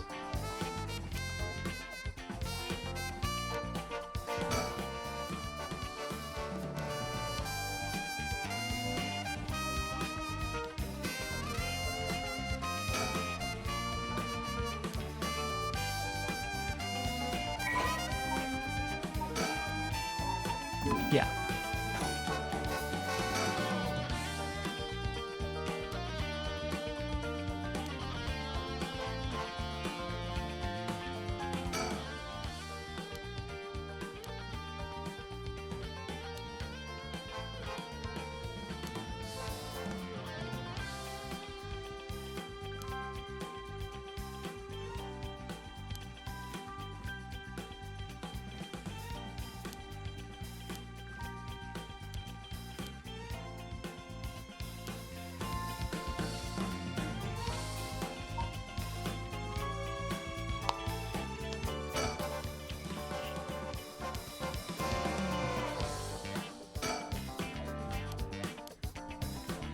There's nobody here that can help us scout the area, so we gotta move anyways. It happens.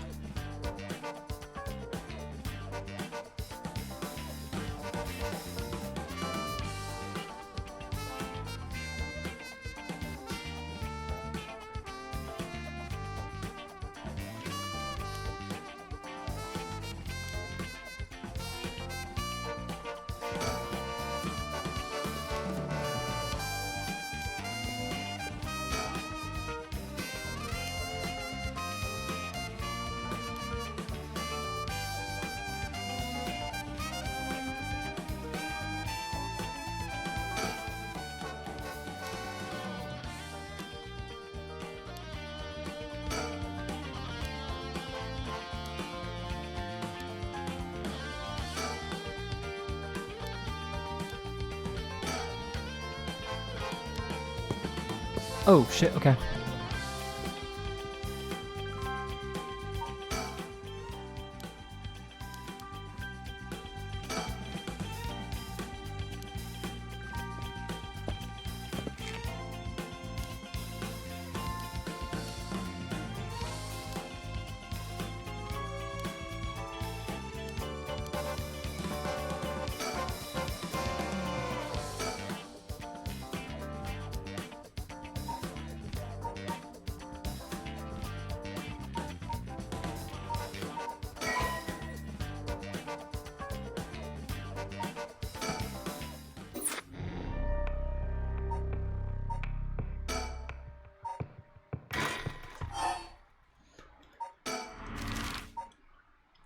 Oh!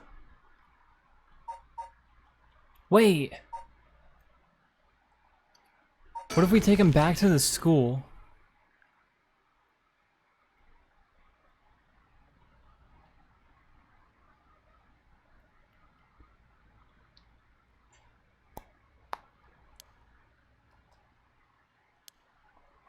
Yeah, okay, that's kind of cool.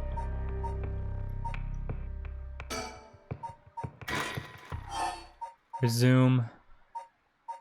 Start from 9 a.m. at Kawagata High. Because it places the girls there.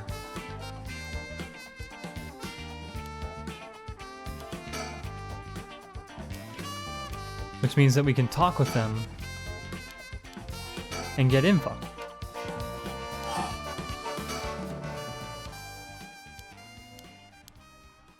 This is divine intervention. We came here for a reason. Nice.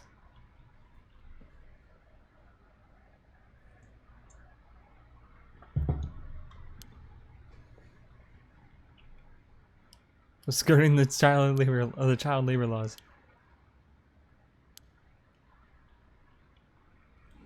Well, if that's how you feel, you should look into improving my working conditions. I prefer not to work for free, to be honest. Wait. Oh, shit. My bad.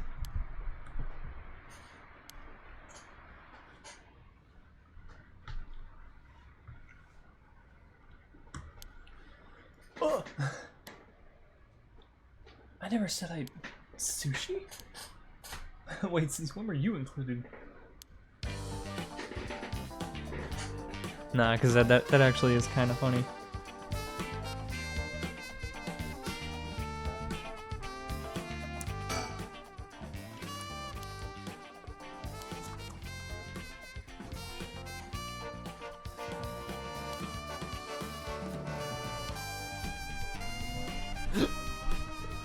But wait.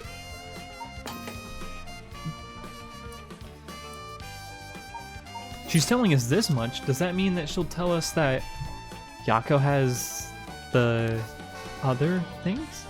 The crystal?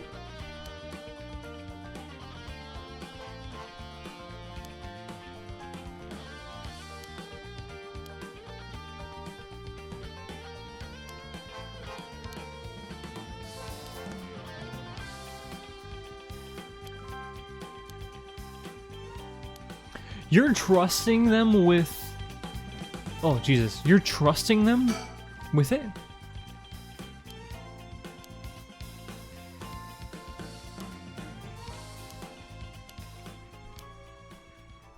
That's when we got the curse down.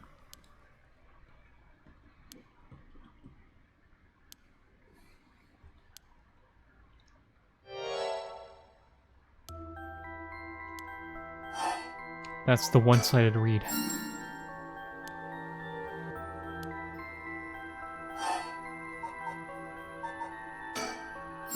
Hey, you fool! Hey, you idiot, think! Think, Mark, think! Think, Uriel, think!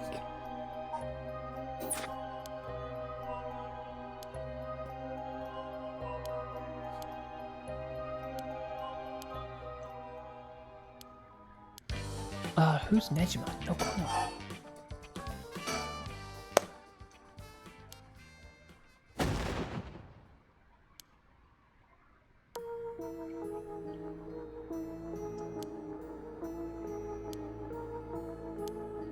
There's Blast Mr. Jinochi and one of our classmates. Don't forget it. Old man Shinya.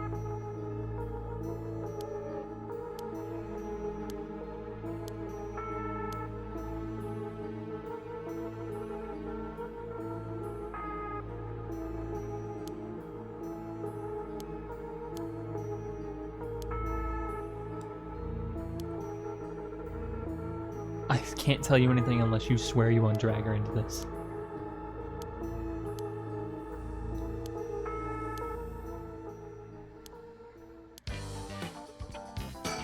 Just keep talking about it! Fuck!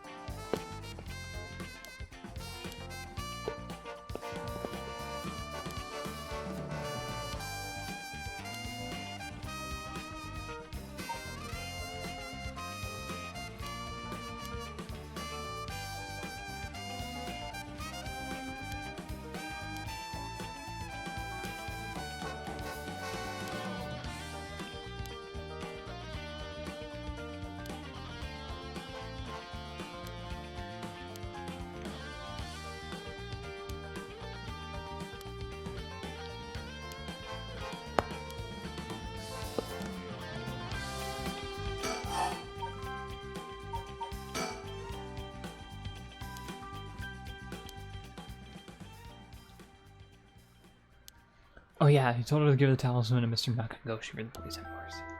So it's a Nakagoshi case. Why would she tell her that?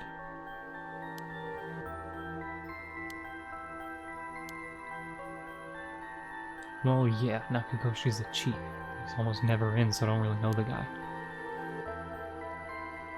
To be honest, I'm not even sure if he exists or is just a figurehead. Are you Nakagoshi? Are you Nakagoshi? Whoa, whoa, whoa, whoa, whoa. No, it's probably just his outfit. He's probably wearing,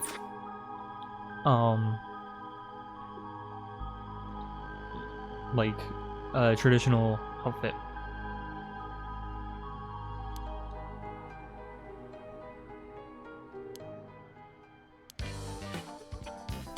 Okay, so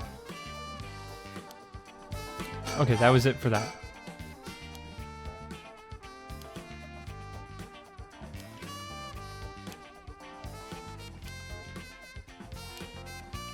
You know where he is. Like, dude, we tried to talk to him, but he refused to cooperate.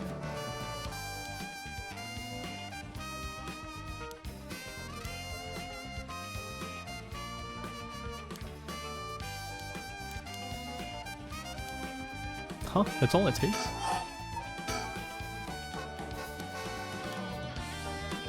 Okay, so more about Nejima.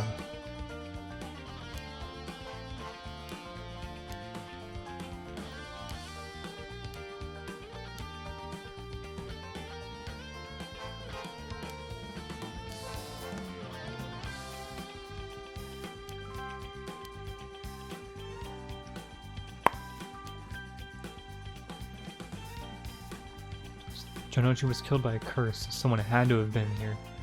Or been there, whether it was Ichi or not. Wait! She was sleeping standing up! She was sleeping standing up. That's odd.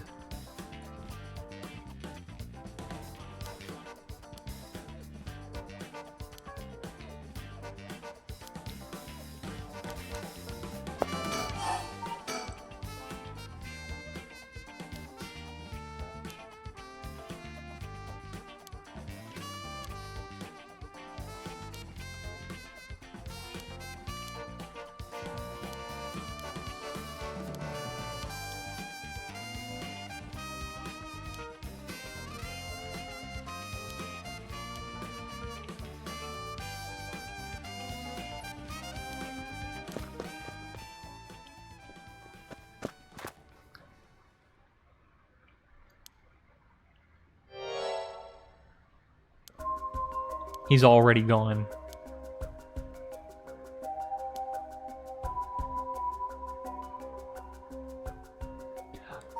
So, okay, hold on. Let me touch up on that for a second.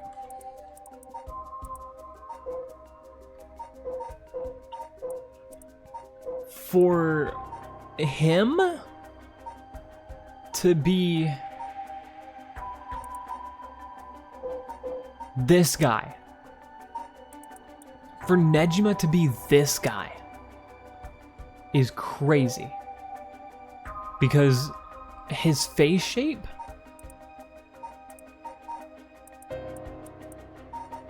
doesn't resemble him at all. Even after losing all of this weight, it doesn't look like him at all. His eyes, too?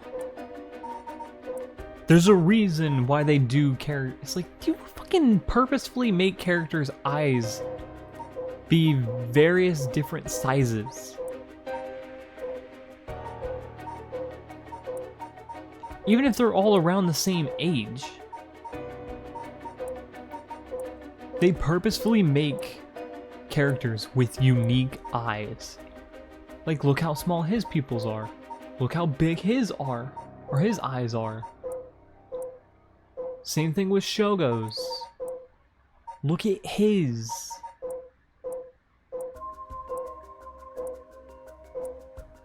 Like, they purposefully try to make it...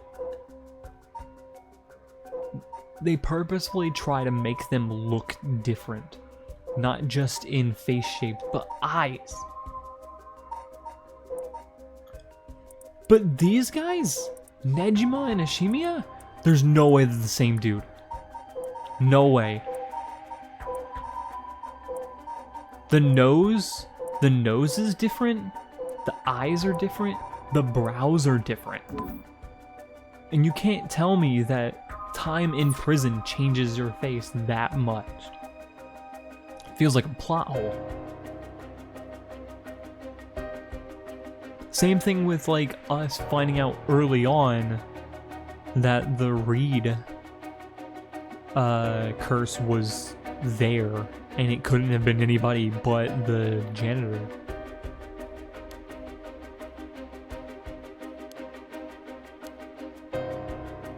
There's no way that it's him.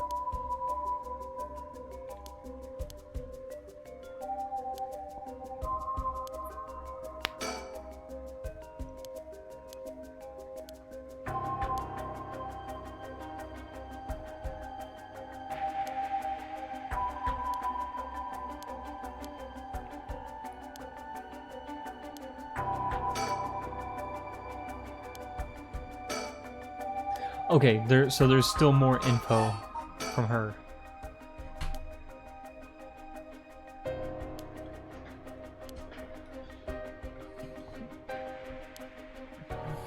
A guy like that really shouldn't have been allowed to work at a high school. Let's hope it isn't already too late.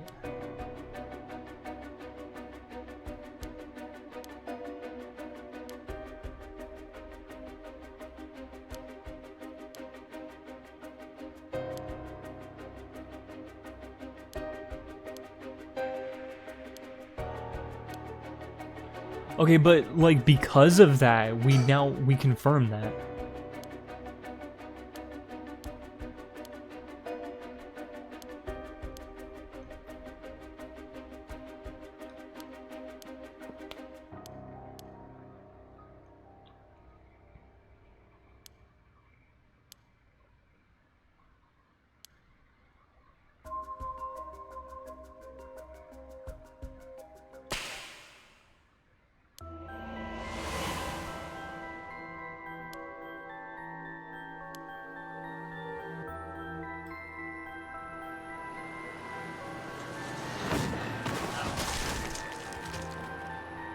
Oh shit.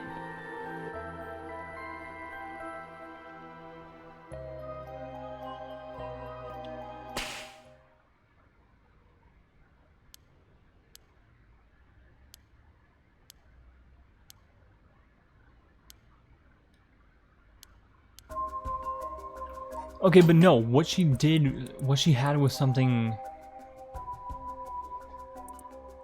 A van speeding? Young man in the driver's seat, in the passenger seat a woman.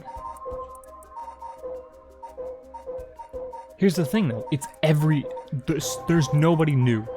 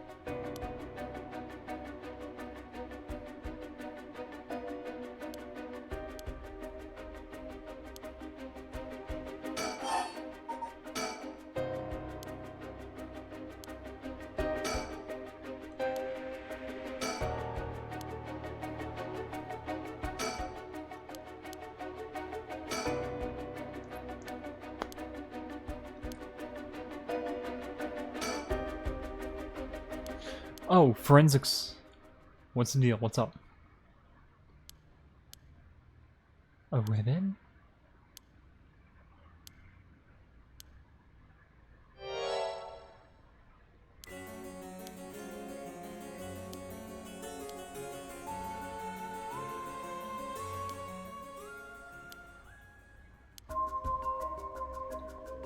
But wait, that's kind of weird, ain't it?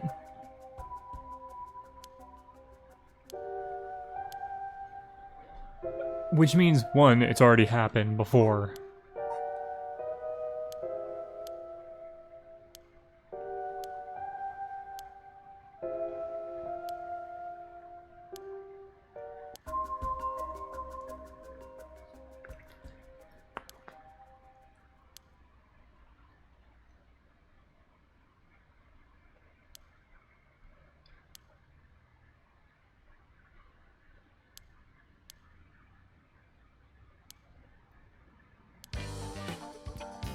Cool.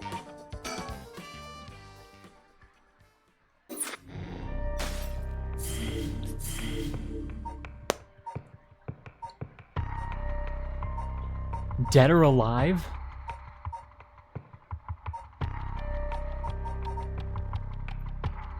You know, for a visual novel, there's not a lot of segments where we could do this. Unless they're, like, littered all throughout here.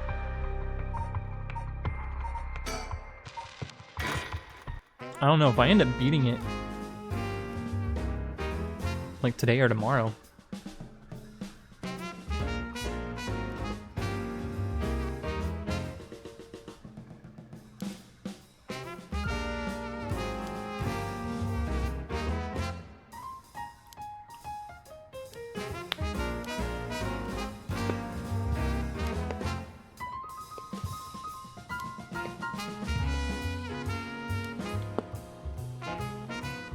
But you know I don't keep track of who's in the upper, or who's who.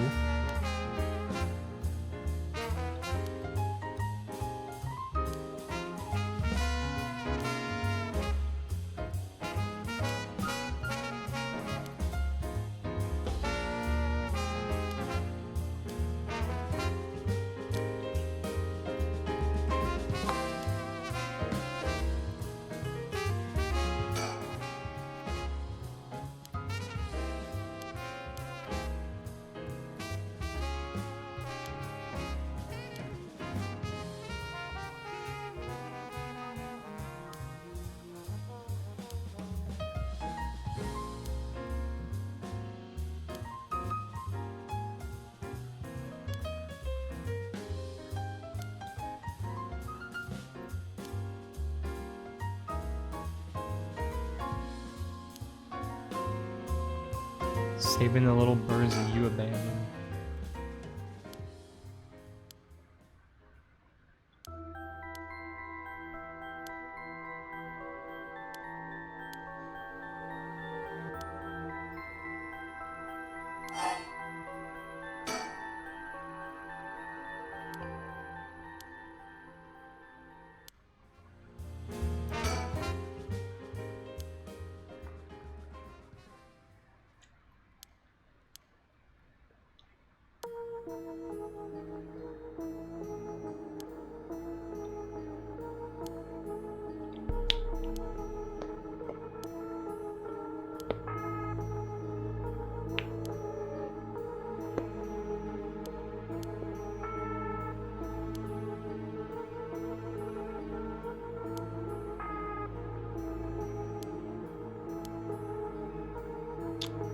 Yeah, they're gonna exchange information about being curse bearers.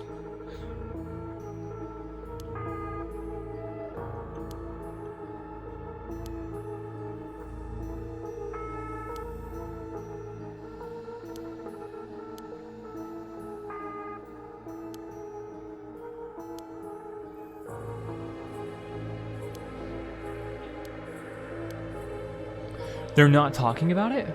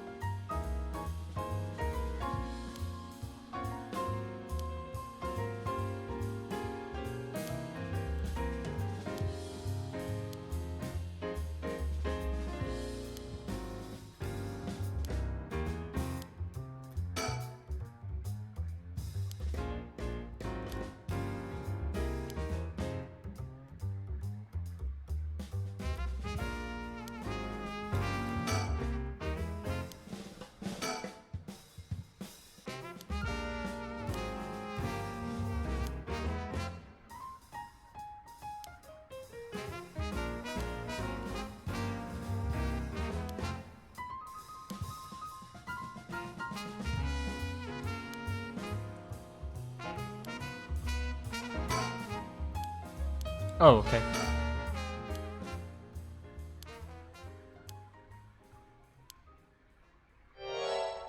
Who would happen to be referring to Michio by chance?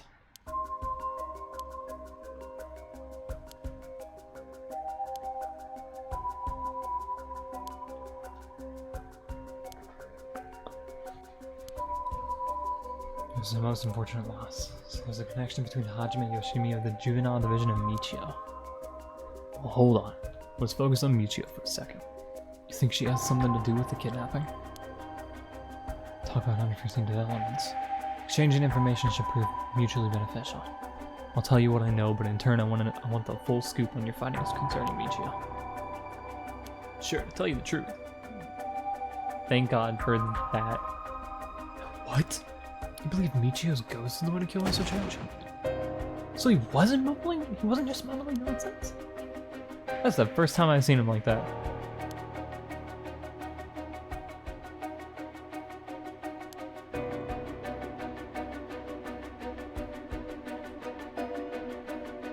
You have to know psychic high schoolers. Didn't they also say there was a chance Michio hadn't killed herself? Wait, if that's true, then... Kankichiro Iwai. He'll be the next victim. We have to open the door of the Shiraishi's house. We need to look inside. I'm sure the landlord would give us the key if we asked.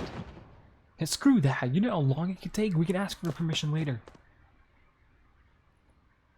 Yeah, it'd be really bad for public reasons. Richter, calm down. We can't just... It'd be really bad for the police if he were to have joined back. Like, genuinely, if Richter joined the police force again, it'd be bad because he does shit like this.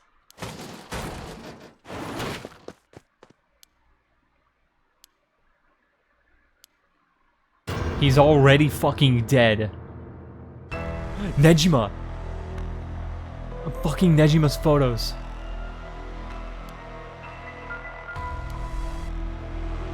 Nah, he's her stepdad at best. Of that, it's gotta be the body of Kankichiro Iwai. No doubt about it, this man's a goner. He's got real stuff. Looks like he's been this way for a while. Say it happened last night. Arya, did you find Janoshi's body in the same state? Now that you mention it, it looked as though Kohei Janoshi had died from a number of heavy blows. What are you suggesting, investigator? It's Michio Shiraishi. She's alive. She used the power of the curses to get back at the men who had ruined her life. Wait a minute. Wait a minute.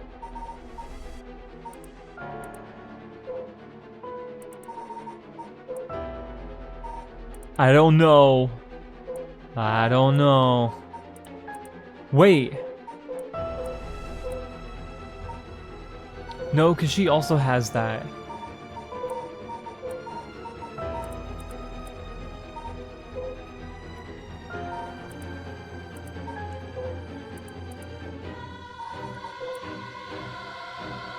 No. Couldn't be.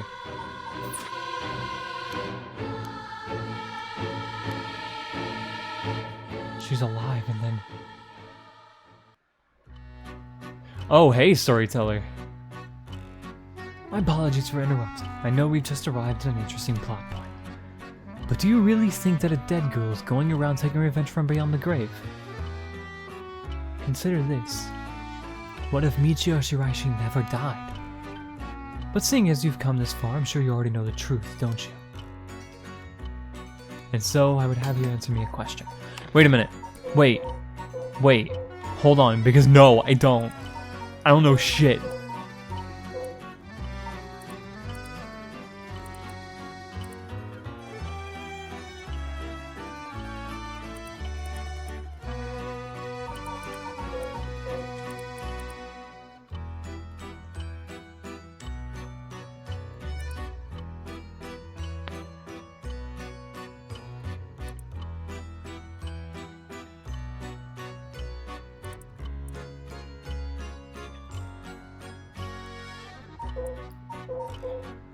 But wait.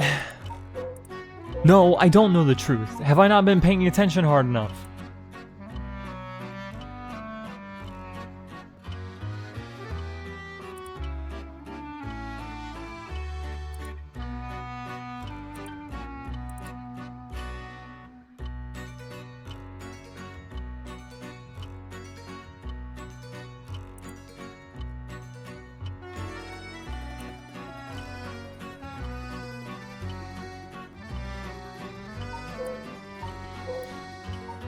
One of the only things that I can think of is that she possessed Yako.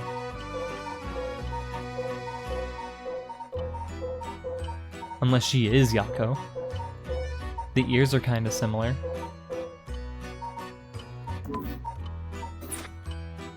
I'm gonna save just in case he does ask me a question and I answer it incorrectly.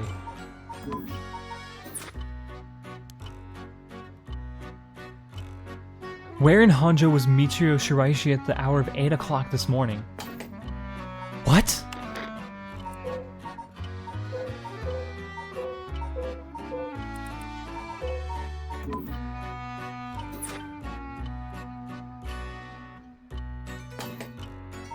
Wait.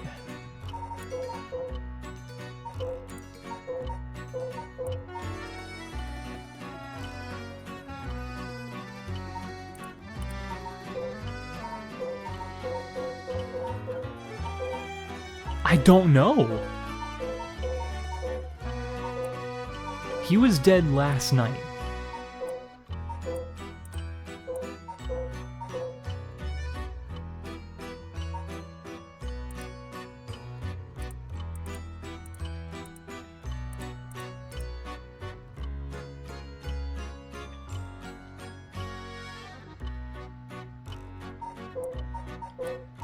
I'm gonna guess completely fucking wrong.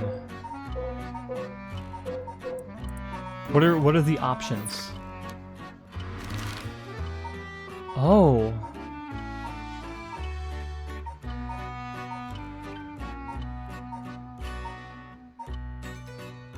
Where was Michio Shiraishi? At 8 o'clock this morning.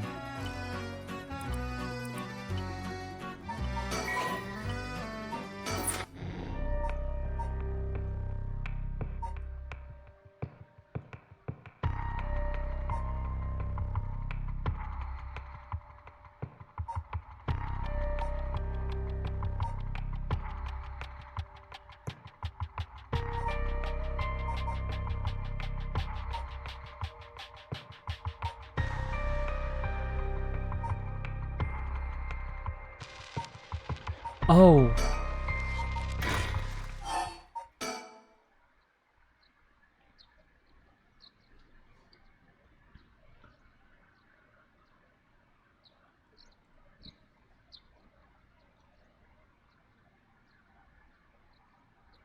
Well, we are at Yako's home.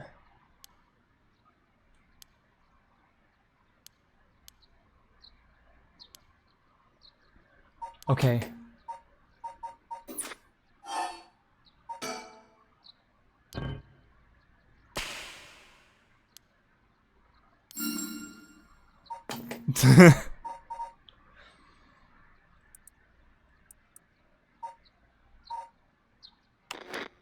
Okay, no.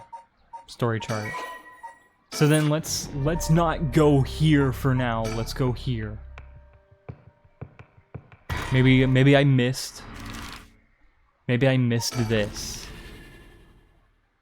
Maybe it was a bad idea for me to go along their path.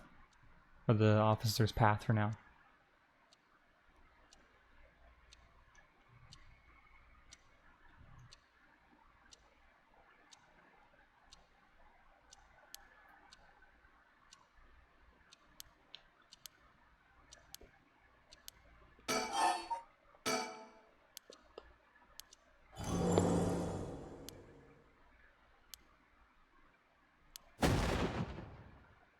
Curse bear.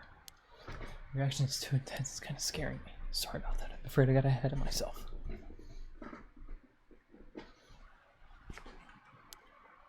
What is it you wanted to know about your curse stone?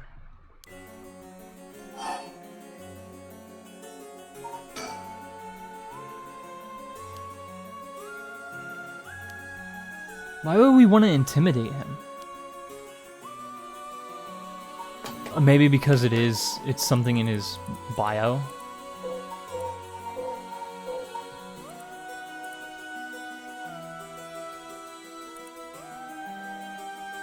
Oh, satisfying his need for respect and recognition.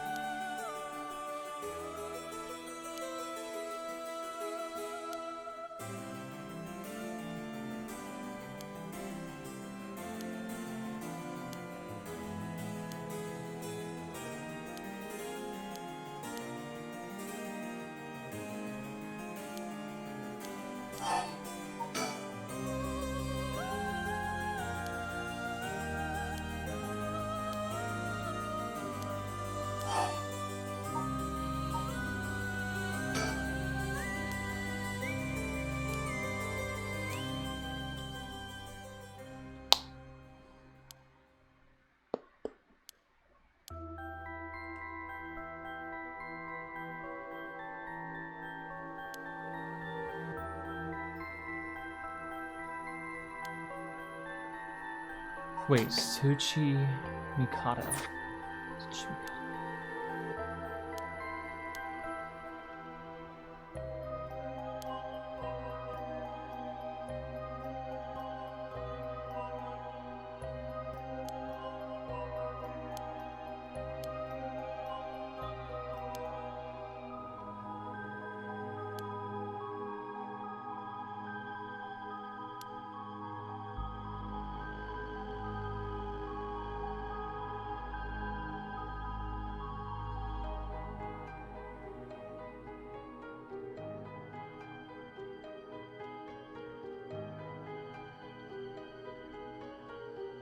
It has to be... The storyteller's answer has to be...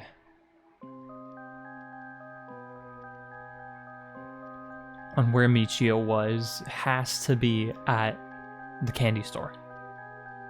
Because it's where Yako was. Because they're mentioning possession. They're mentioning possession. Which isn't for nothing. It's not complete bullshit. It's not strictly expositional. It's plot related. Has to be.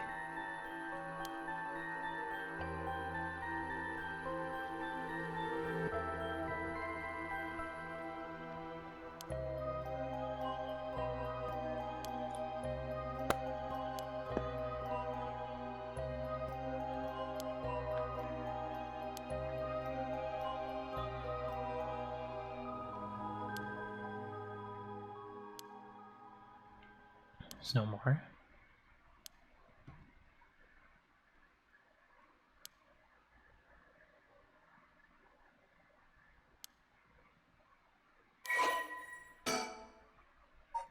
Yeah, the Onmyoji.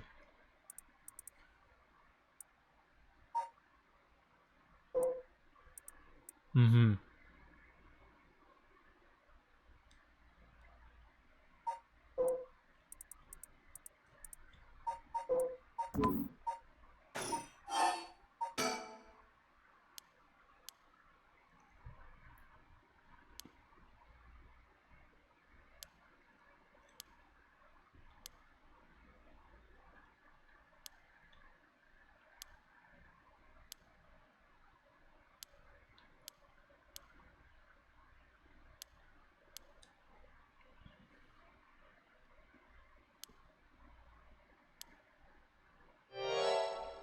There are records of a conflict over a ritual used to resurrect the dead in Honjo.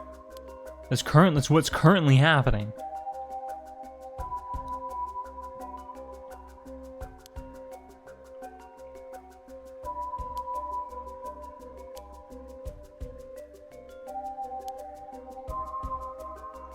Might be connected to the very origin of the Seven Mysteries of Honjo. Which means that all of these are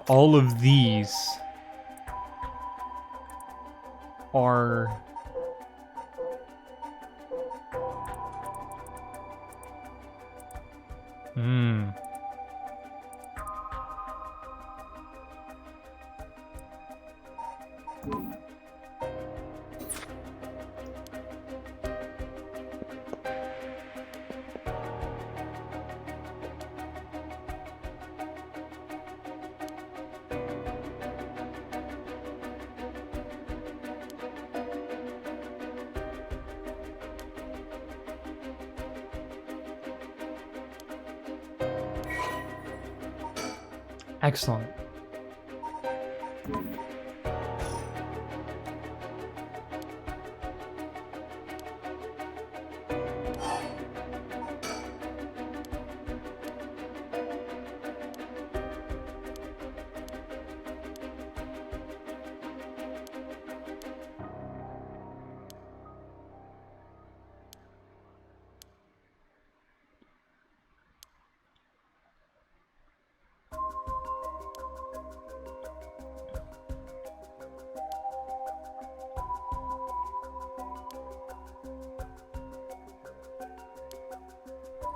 Wait.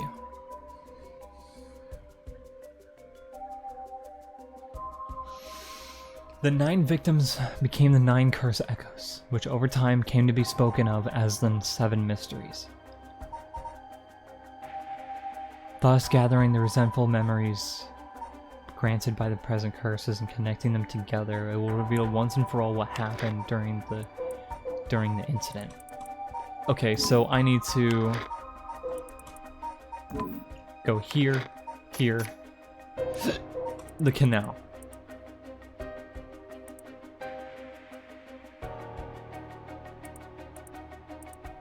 She has pigtails.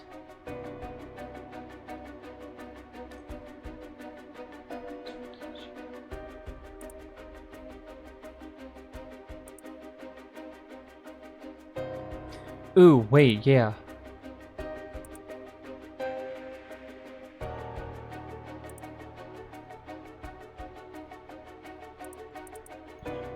Her mother... Oh, wait.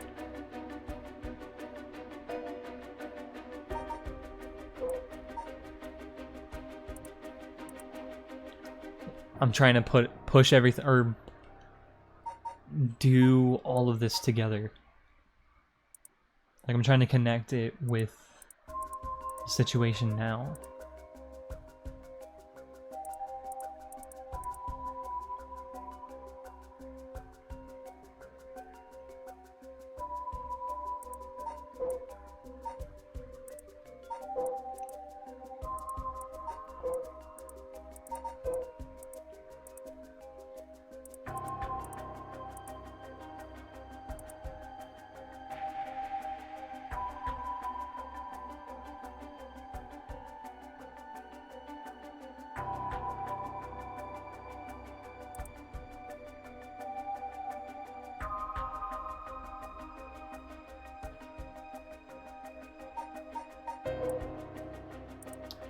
Wait, Jinkichi.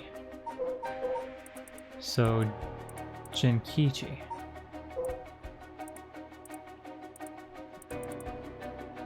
So this is Jinkichi.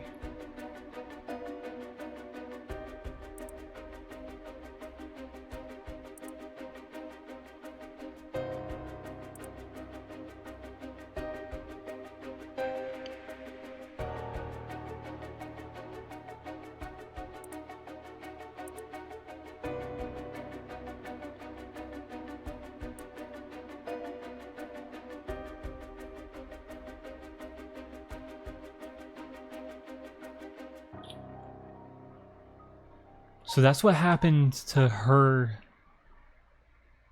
dad.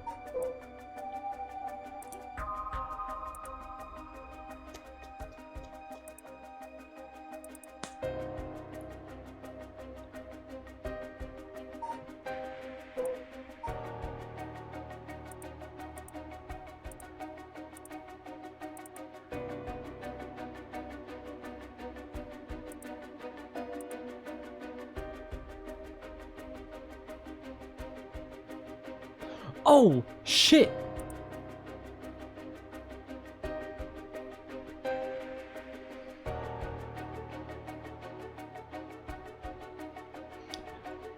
Served as one of their outpost. The spies of the shogunate lived amongst the town people to keep an eye on things. Tonight at 4 meant that someone would be having the last sober of their life, and that their belly would be sliced open the next night. An unfortunate incident occurred in which a man attacked a woman in a bout of fury.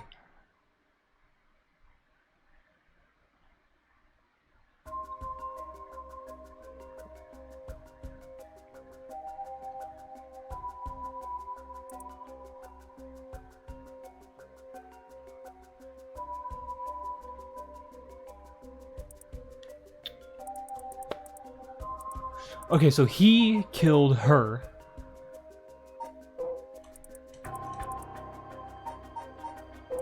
This dude killed the one-sided reed.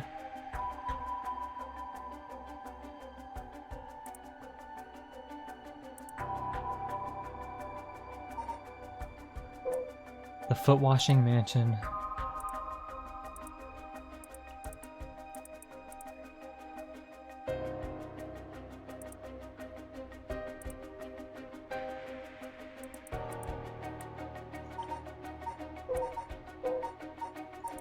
Okay, hold on, one at a time. This is probably the daughter of the Evergreen Beach.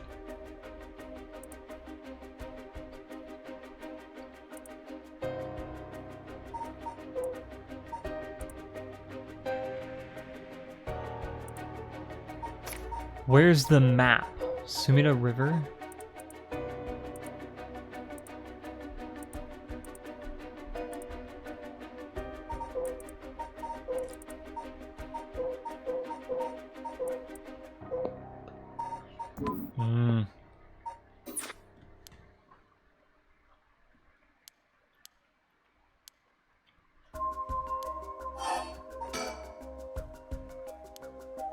Whoosh, whoosh.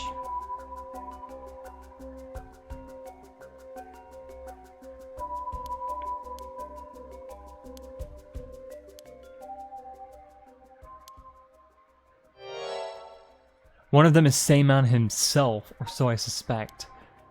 Yeah, that's the Evergreen Beach. That's Tetsuo's.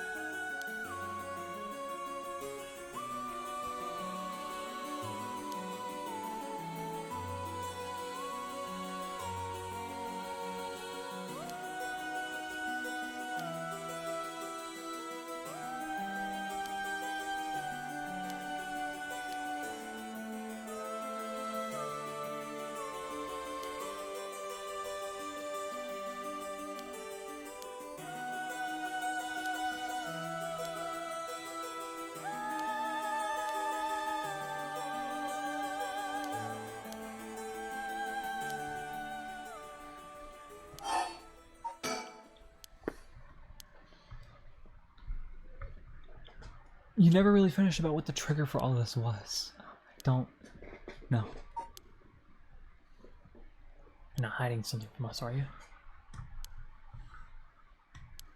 It has something to do with how you obtained the Record of Fates, isn't it? How did you really get a hold of it? Someone left a warning that at sundown today they would use the curse to kill a lot of people. The one who left that message was the culprit behind the Nejima murders. Or is the culprit.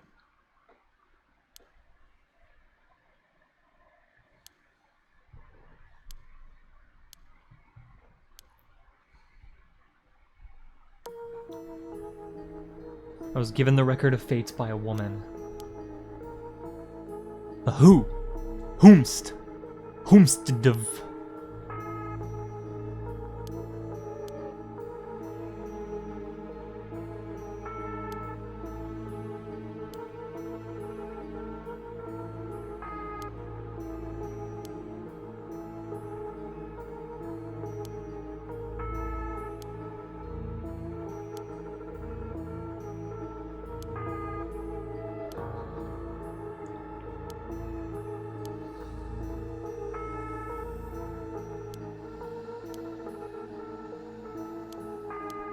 No, that's important. It has to be the woman of Heihaku Soaps.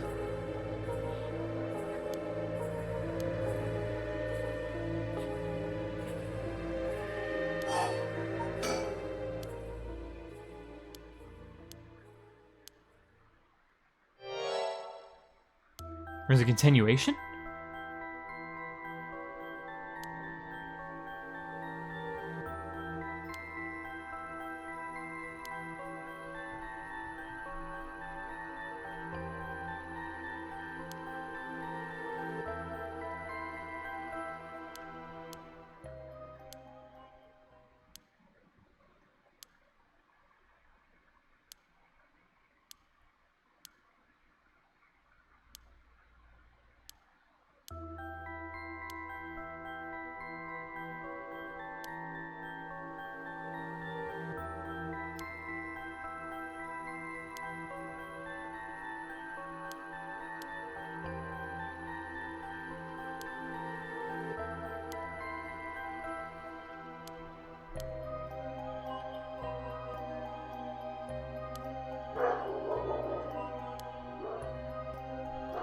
Supposedly, Seimen's blood descendants guarded it as they passed it down through the generations.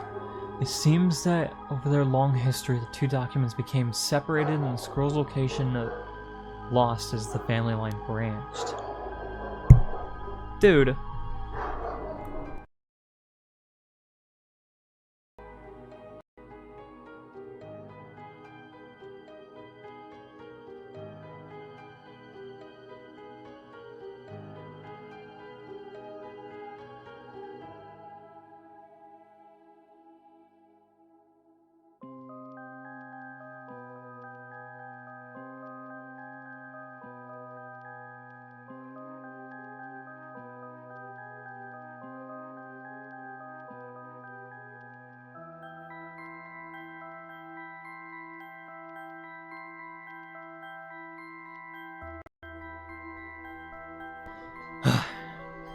Anyways, a descendant, so there's someone out there related to him by blood even now. I tried to trace him as far as I could. He wasn't a well-known Onmoji to begin with, so a detailed family tree does not exist. Seems likely that the use of the manuscript has been long forgotten, only being passed down out of tradition. Since they aren't even aware of what they have, tracking it down is quite tricky indeed. I wish I could ask whoever that voice belonged to about the Yin Scroll. So we need to find that scroll.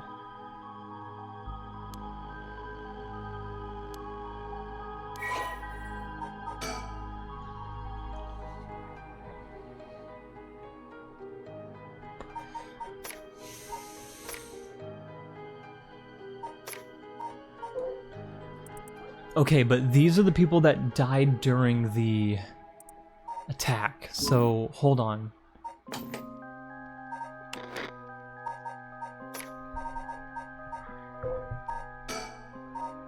This doesn't fuck up the stream, does it? Because I need a notepad. Oh, it does a little bit. Let me resize it just for a second.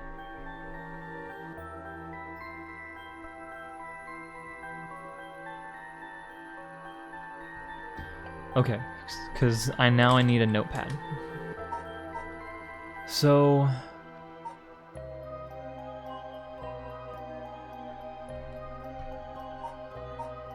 bam, bam, bop.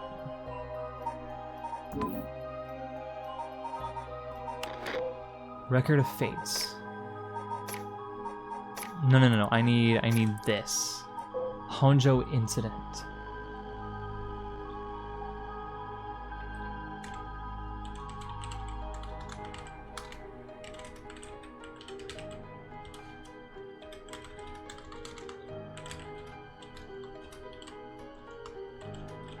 Chain of events behind rite of resurrection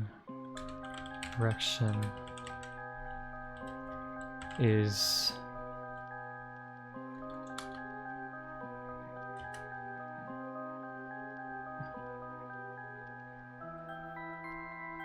no, chain of records. 7 Mysteries / 9 Curses Jesus, accumulate 10 hours of playtime. Scared the shit out of me. Detail what happened through resentful memories.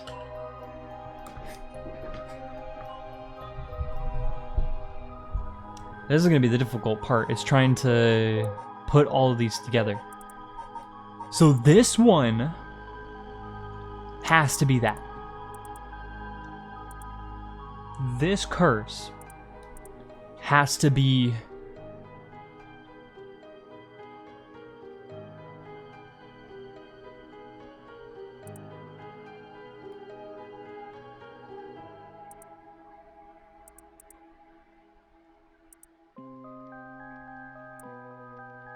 this has to be it, right? He has to be at least somewhat related or in close connection with him, with Seimon. So, Evergreen Beach. Hanged man named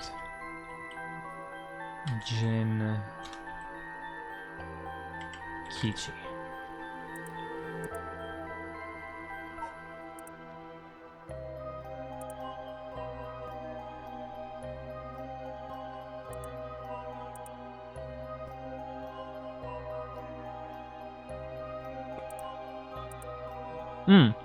Perhaps ended his own life, unbearable to bear the weight of his crime. But what was his crime? Has regrets committing terrible crime. Okay. And then we can go ahead and say that the Whispering Canal is Toki's, or is Jinkichi's daughter. Toki, small girl who lost her father, Jinkichi.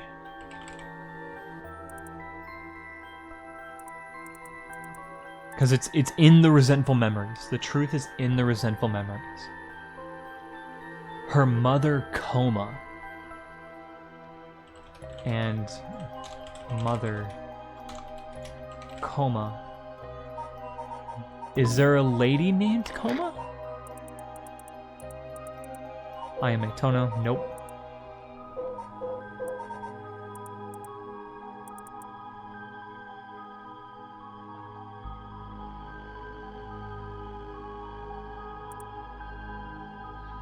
Ooh, but this would make sense. This would make sense if she was connected to it, because her textile factory. When the face the bitter reality of the world, however, when the factory was destroyed by a fire during the war. So it has to be one of the cursed memories. Or the cursed stones. Maybe either... It's not the ever-burning lantern.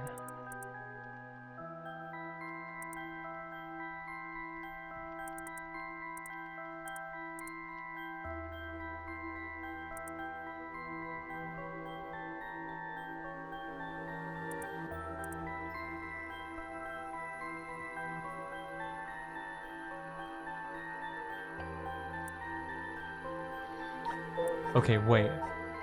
Let me go down from these in like succession.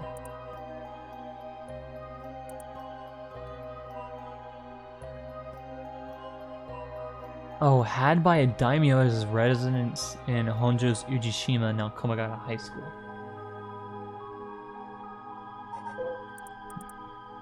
They're all part of the same town.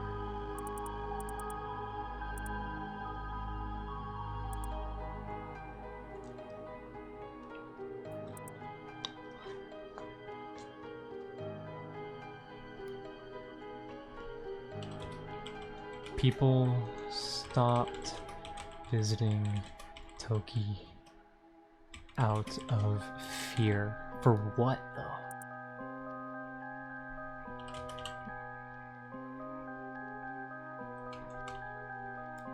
Stood at canal.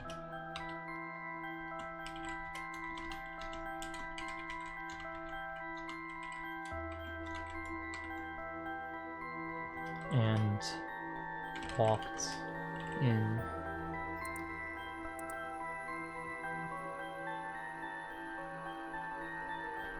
Okay.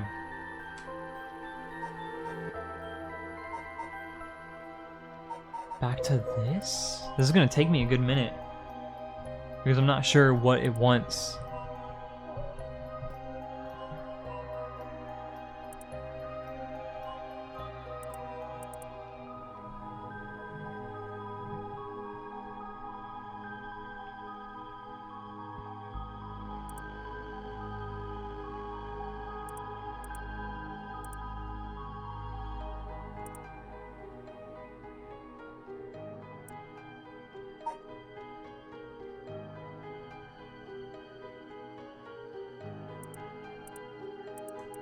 Okay, but this. Regrets committing terrible crime, tricked people with quote-unquote false dark arts.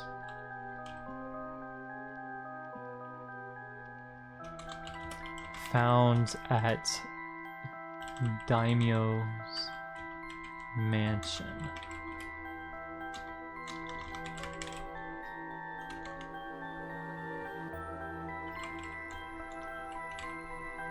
Okay. So that's those two marked. Fool's Procession.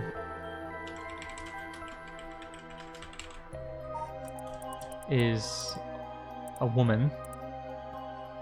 Omio stood at the top of the tall festival tower.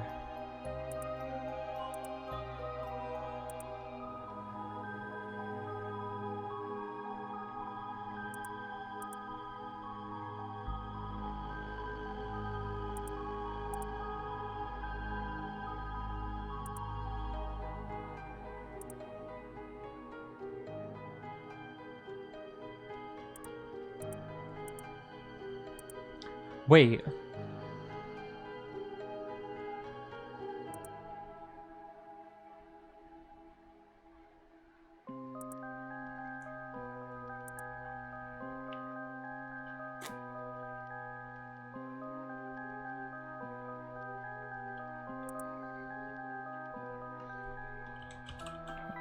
Girl.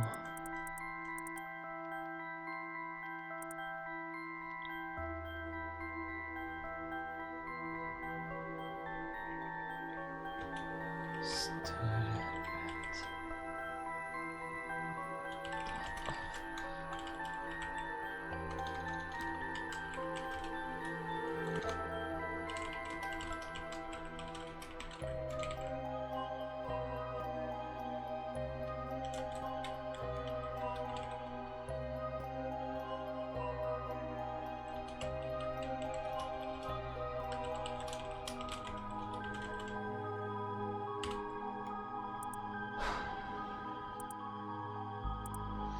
Okay.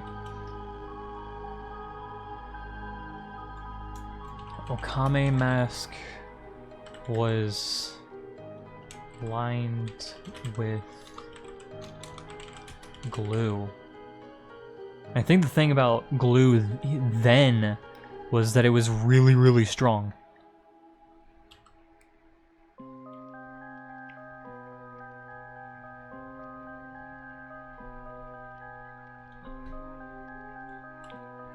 Sticking the mask to her face.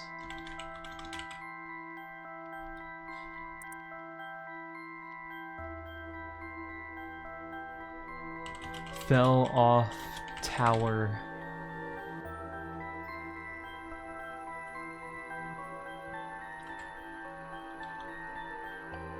As result.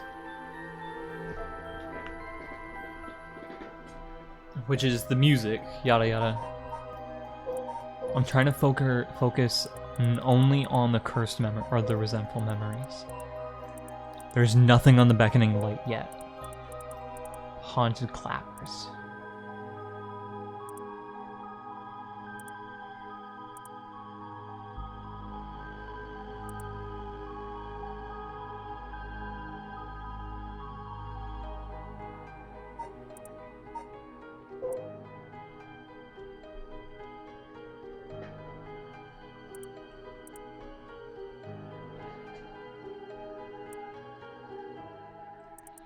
Don't know anything about the Taiko cigar.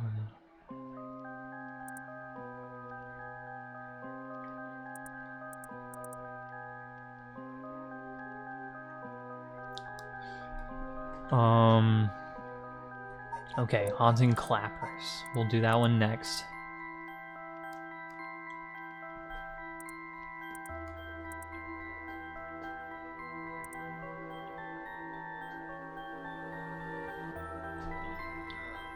Haunting clappers.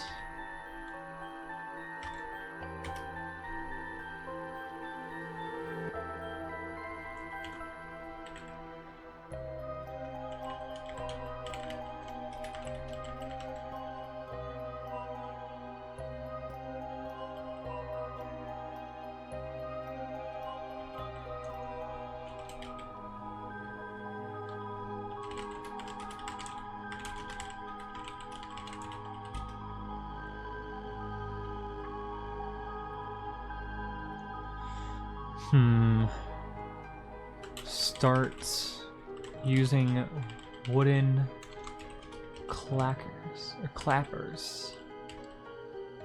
Possibly made by Jinkichi.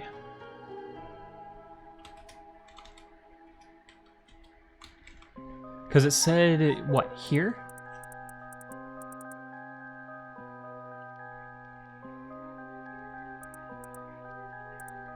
No, it was the Evergreen Beach. Making Netsuke clasps. Wait, what are Netsuke clasps?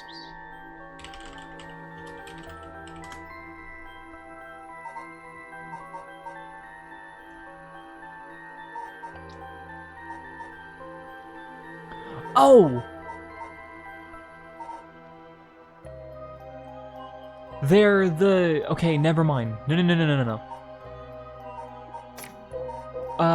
These. These are Netsukes. These are the Netsukes.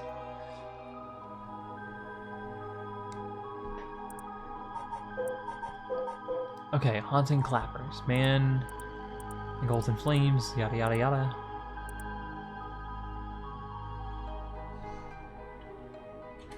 Mentions a woman who suddenly showed up and enchanted his lord.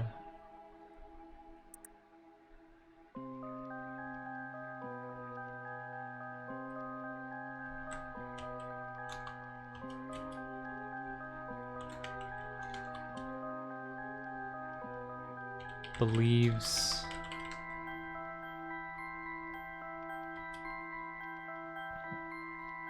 himself taken in by her. Regrets murder, or regrets luring innocent people under, I'm gonna say, direct orders.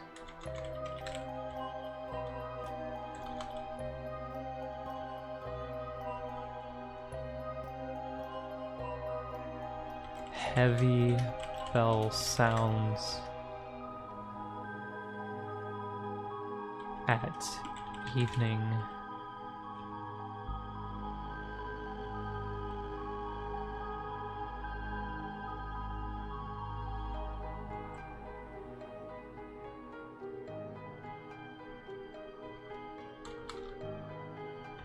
Maybe I don't know what else I could do with that. And then this.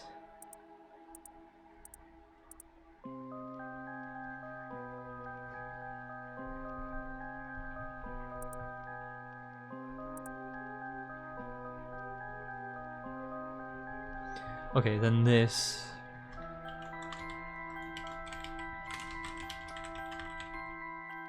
Foot washing mansion. Girl. No. Accomplished on Myoji, who used her talents for selfish pursuit of beauty. Caught in a fierce battle. Dragged herself through streets till she reached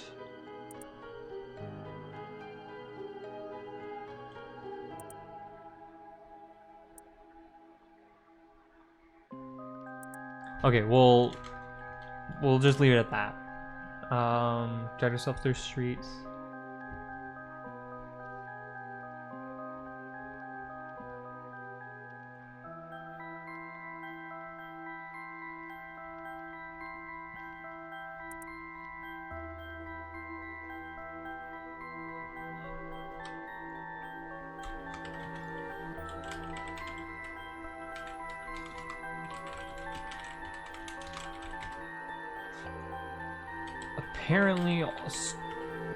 Apparently stole or obtained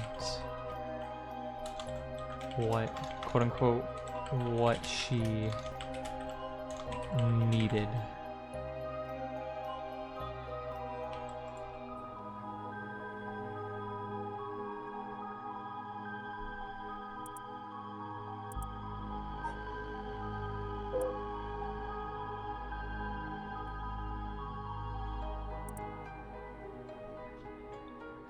If we can just find out a couple more, because we have the ever-burning lantern. This one, oh wait, I didn't do the ever-burning lantern. Ever-burning lantern.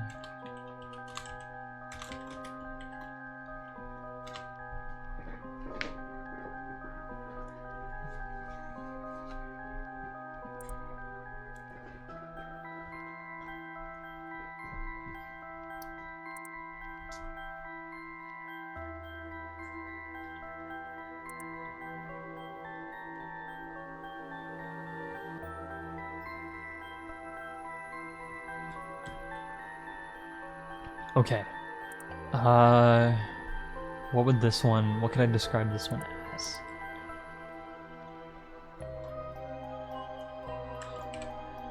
Spy of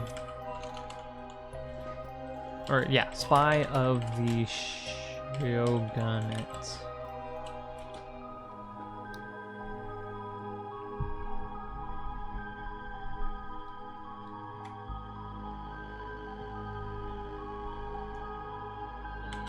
Arrived at Soba Cart to commit or to have final meal and commit, basically seppuku.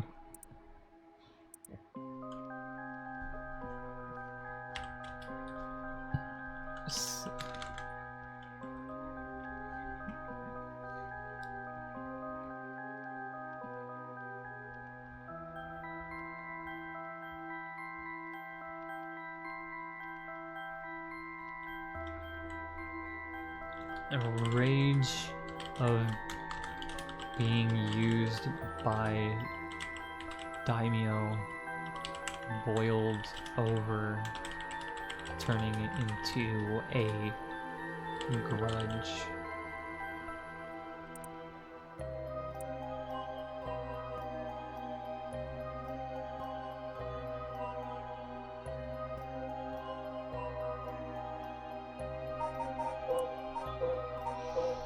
That's it, right? That's all we have. We need 2 more. We need Beckoning Light.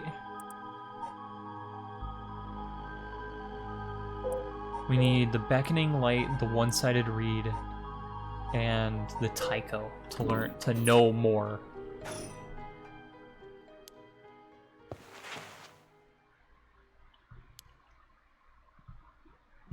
If you bring me some useful information, I'll take it into consideration for your school grades as well. And then, oh, it continues?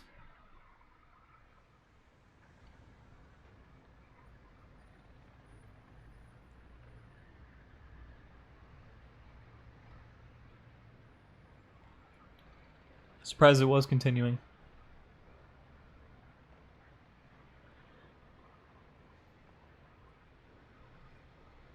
Surprised it was continuing. I've learned a lot. So to sum it up, the tragic incident with people cursing each other for the right of resurrection in the Edo period as well. And the Record of Fate's Yin Scroll may have info we want on details on how, since it has details on how to stop the right. I think that's about it. Right. If we could just find the Yin Scroll, we might be able to learn how to settle the situation. But even Mr. Arashi didn't have any leads on where it is. How do we start looking for it? Someone involved in this now must have some connection to it, I think. Have a feeling the mastermind awakened the curse is involved too. What to do next? Yeah.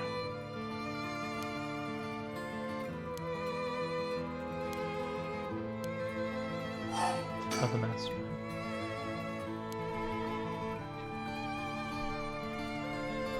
It doesn't give me... It doesn't give me any hint as to where she was in the morning. At 8 a.m.? There's no way.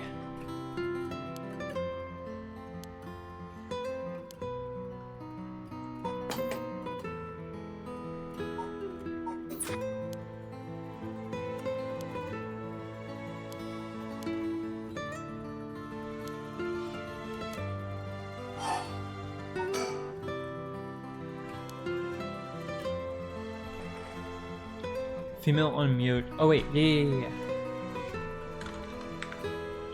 Seinen is what he said is one of the curses? But which one?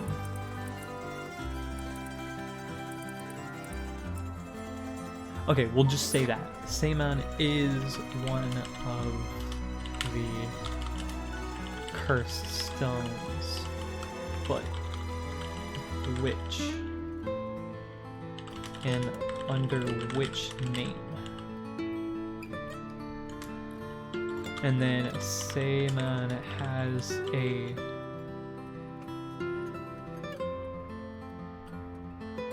Onmyoji woman who was a rival.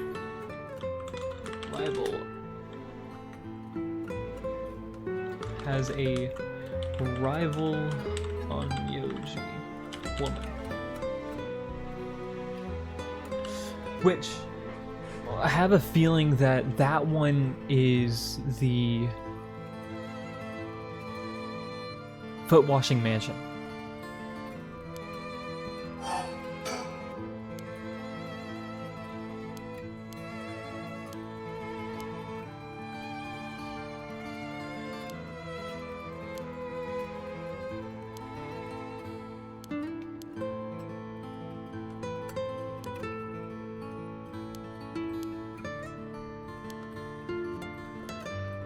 Did anything seem different that day, now that you mention it?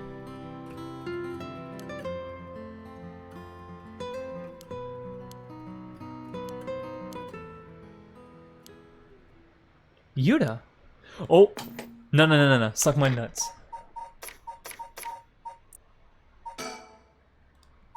You probably don't have your curse stone anymore. But if you do... Yutaro Namakaki. I should probably tell you until yesterday I was a curse bearer. That should clear things up.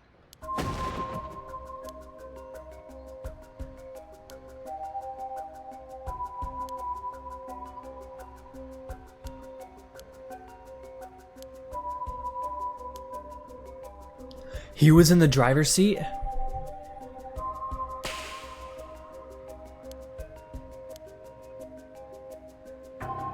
Okay, so I was right. Or I was guessing correctly. She's possessing her.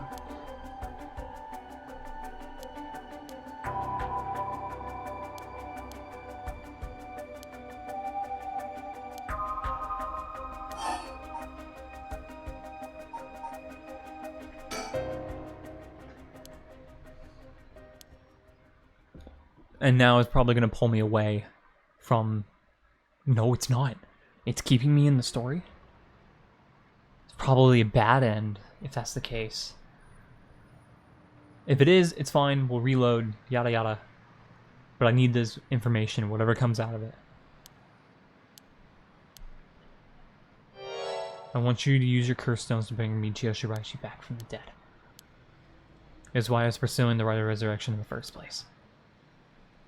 Unfortunately, I had to give him my curse stone before I could succeed. But you two are curse bearers with some kind of connection to her. Which means this is a perfect opportunity for me to ask you this.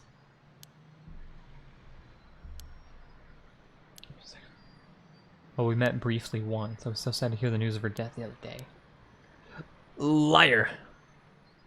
You have more connection.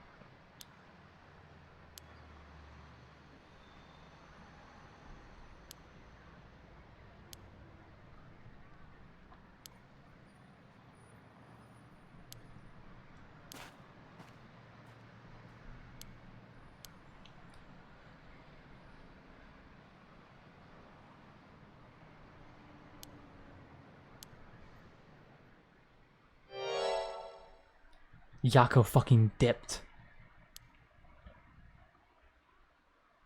So do I have it now? Do I have the information I need? Oh, wait. Yuta wants to...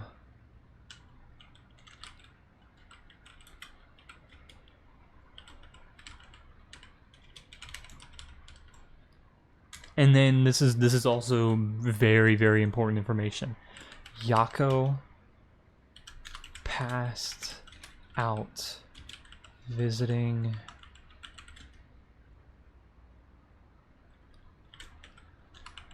Michio's site of death.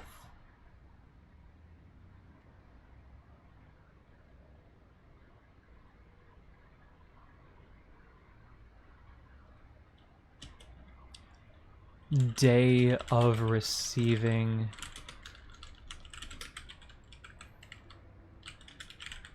curse stone?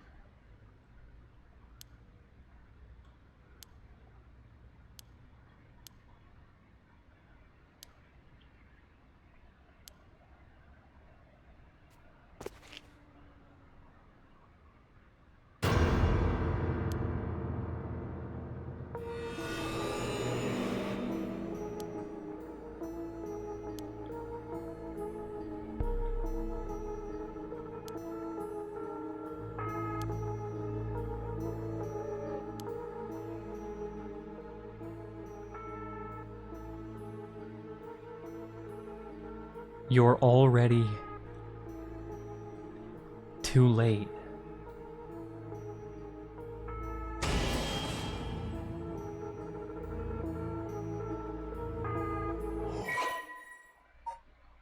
What?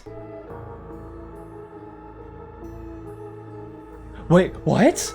What? Huh?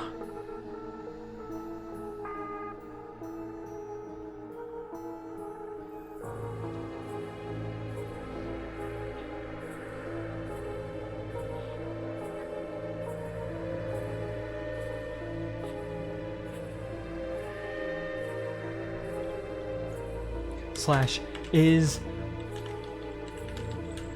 possessed. For real.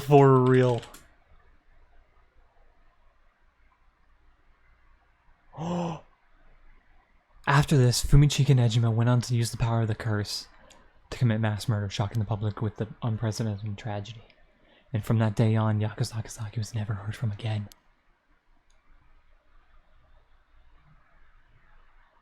Ending 1, Michio's grudge.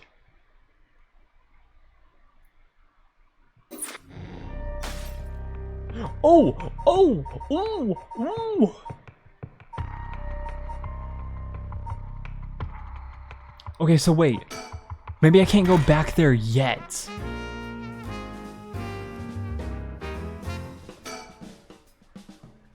I'm gonna talk to these guys again because I have a feeling I already know.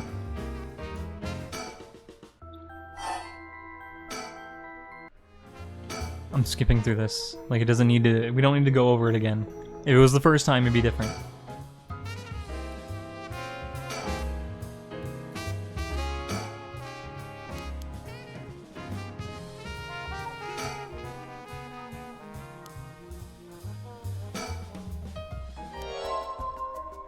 Yeah, because then we find his body. There.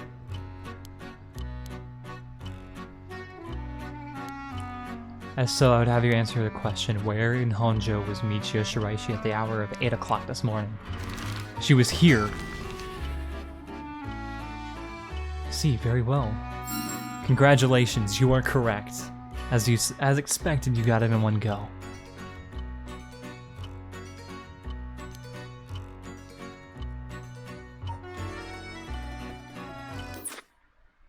Taking up enough of your time. But wait, hold on. Where was Michio Shiraishi at the hour of 8 o'clock this morning?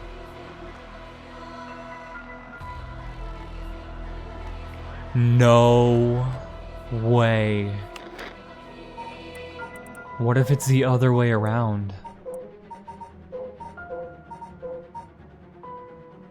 What if it's the other way around? What if Yako was the one that died, and Michio is the one that lived? And Yako is currently possessing Michio. Oh no, oh no. I hope I'm right. I'm just throwing guesses out. Just think it through and it becomes obvious. First of all, Ario, go report this to HQ.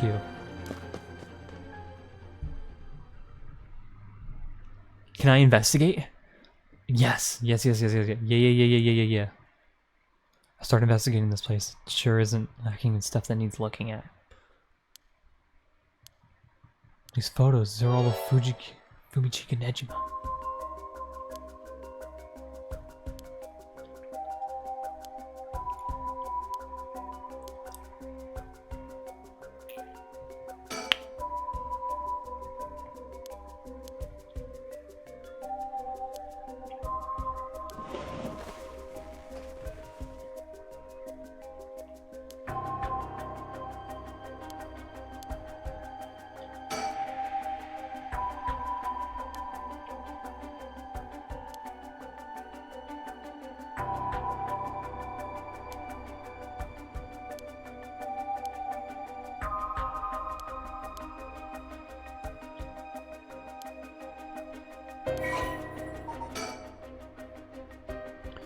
Ooh.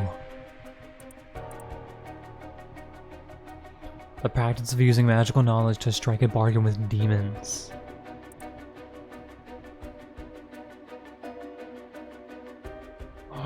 Wait! The practice of using magical knowledge to strike a bargain with demons.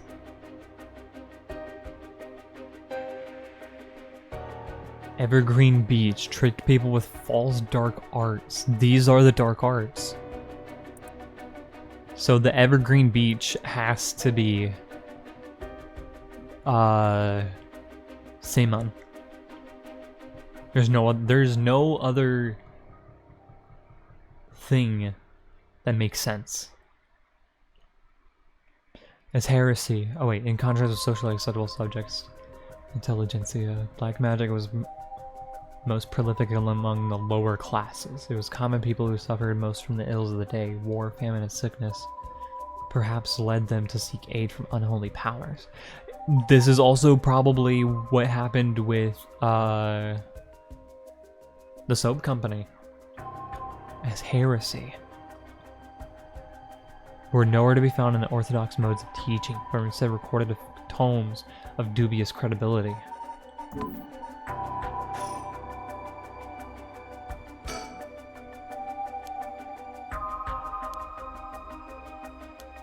Save them for later and keep looking.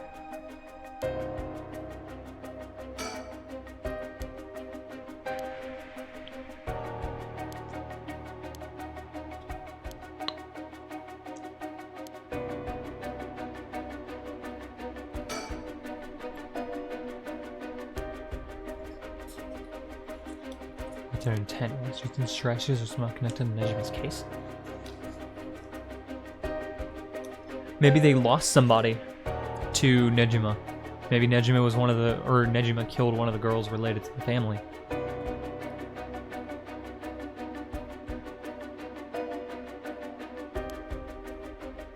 It's crazy to think Nejima might be involved in all this too. Do you think he might have anything to do with the body here? Maybe. The man's already out on parole. He's a curse bearer with a curse stone now. He announced that from sundown today he'll be going on a killing spree. And he does follow through with it! There's an emergency search underway as we speak, but no one's yet managed to get a hold of the bastard.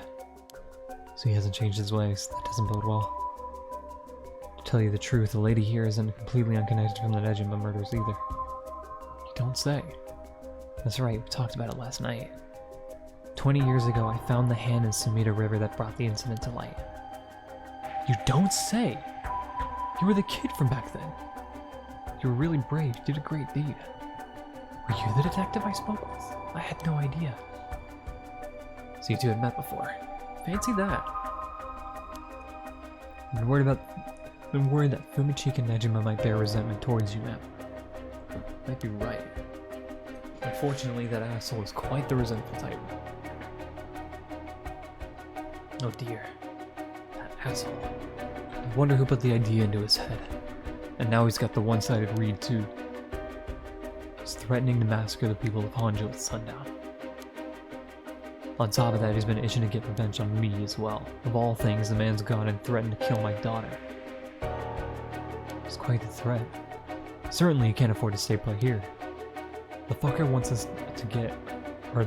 to get us all antsy. When I finally get to arresting him, it'll be with a cool head. I'm not gonna give him the pleasure, huh? Well, if Iwai and Fumichika and Nejima have anything to do with each other, then this room might hold a clue to Nejima's location. Let's hope so.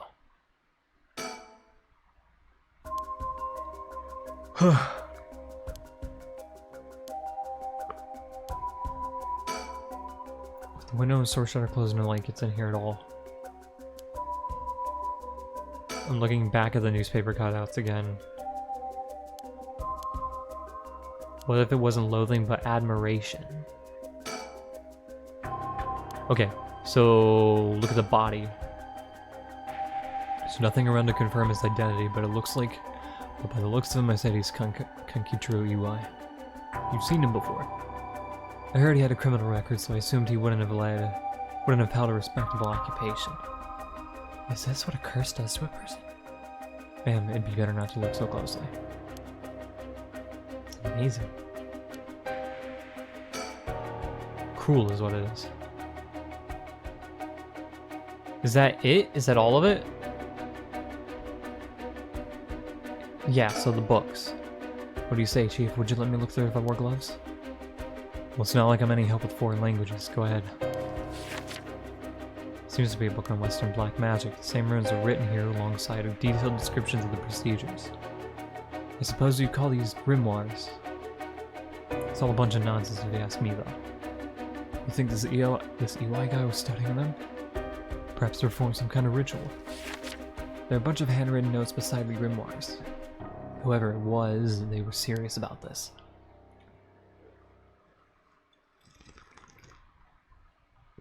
Oh, shit.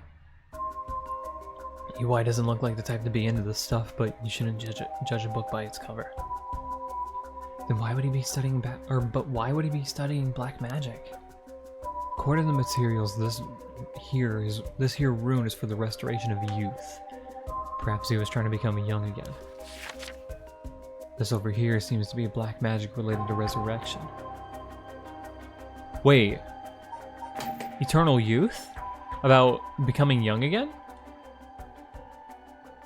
I'm literally catching every piece that's falling down to me.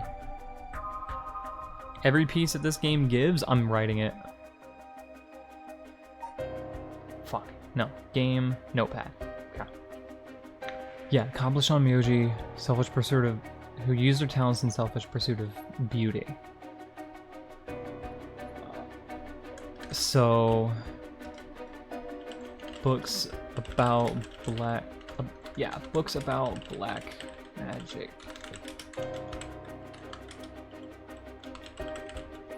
Well, also, here's the thing. I wonder if this would even help me at all.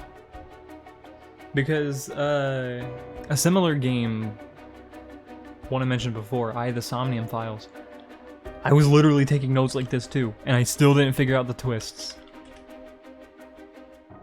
Books about black magic found in Shirai, or in Michio's house.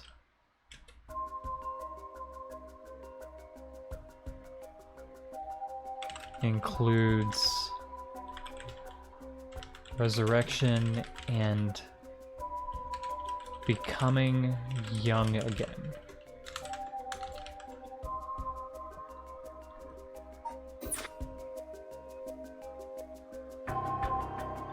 Each one of these requires a human sacrifice. Talk about dangerous.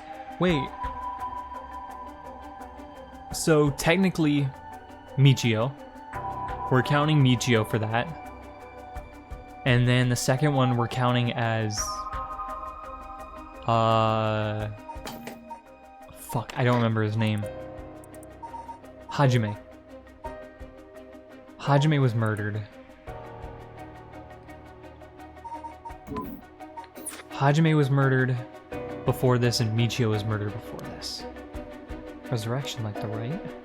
I guess no matter what part of the world, people will turn to the occult for similar reasons. What is it? This looks like a journal. It's probably Eli's. A journal? His writing is surprisingly thorough. It's almost as if he was writing a report for someone. Now this is something. What is it? What did he write? This is quite the find. This is quite the find. Let me give you a summary. So this Kankitaro Iwai fellow, he'd been searching for a spell to restore youth for years. So he was into black magic from the start. He believed if he could learn to successfully perform the spell, he could then use it to earn a fortune. To tell you the truth, it seems he was already getting funded after he acquired this grimoire. I'll say, this is starting to sound kind of familiar. Is it? Unless you mean he probably means the soaps lady. But first, let's try and figure out how he got his hands on this grimoire. Seems that Nejima told him where he could obtain the book when they were both in prison. What? That's nearly too much of a coincidence. Likely not a coincidence. Seems like Iwai took an interest in the Nejima murders after it made the news. He admired him rather passionately. You might even say he worshipped the man. Worship? Nejima of all people? There was a time when students were itching to rebel. Anyone who did something to shake the world was bound to gather admirers. Iwai had been collecting these photos ever since that time. And since he just so happened to land in prison at the same time as Nejima, he made sure to get into contact. This is a lot. I mean, even having it all laid out like this. The thought of Nejima being involved with these grimoires is staggering. I don't think we ever had anything pointing to that. What's the connection? To be honest, it's a shock to me too. For years we've been scratching our heads over the motives behind the Nejima murders. Yup. It's been like a mystery to us all from the very start. Whoa now, wait just 1 minute. Do you think... Are you saying... That's right. The murders might have been for a ritual. He was attempting to perform black magic. The instructions written down for the sacrificial offering match up exactly with the acts carried out by Nejima. You've got to be kidding me. So that sadistic crap he was doing was all for black magic? That's what the evidence suggests. However, Nejima tried to do some type of resurrection ritual, but EY had different motives. Chief Inspector, you might think this is all stuff of fantasy, but it doesn't refute that Nejima and EY were both acting in earnest. This is batshit insane! Are you telling me that nutjob did all of this for some hokey-pokey resurrection? Shit. Resurrection. That means there must be someone Nejima wanted to bring back to life. That's it. That has to be it. It all makes sense now. So about the Nejima murders, there's some information that's been kept from the public. We broke into his house and arrested him. We also found a baby. It was a girl, looked to be about 6 months old. She was covered in filth. She looked so sick and weak and sickly. There we go. We called the medics right away. If we were a second later, I'm sure the girl would have died. So was Nejima the father? He told us he found her under a bridge. Huh?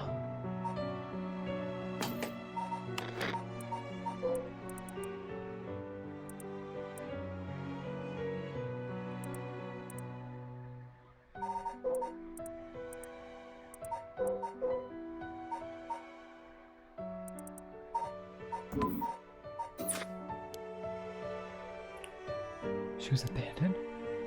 I heard parents threatening to leave their child under a bridge as a threat, but I think it really happens. I suppose there are those cases where the dead newborns found in the coin lockers, so it's not about president. Ugh. I hate those. I hate that shit. Whatever the case, we never found out the truth. But there was one rumor from back then that I could never get out of my mind. It's starting to sound more likely now. Well, I'm sure this isn't the first time you've heard of it. Many believe Nejima's guilty of more crimes than what got him convicted. Back then, a lot of girls went missing. Among the high school girls that might have been murdered, or should I say sacrificed, was a girl who was pregnant. It's horrific. We killed her and dismembered her body. And we thought, maybe the baby we found is what he pulled out from inside of her. Jesus! You want to talk about fucking dark? This is getting darker and darker.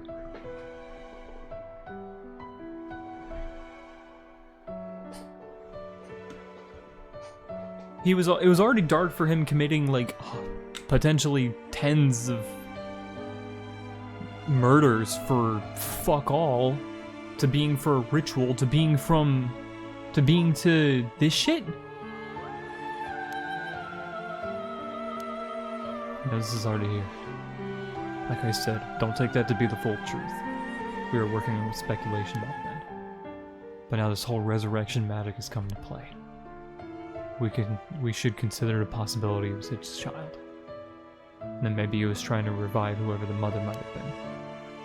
It's just a theory, but my life would be a tad easier if it were true. That's an interesting thought.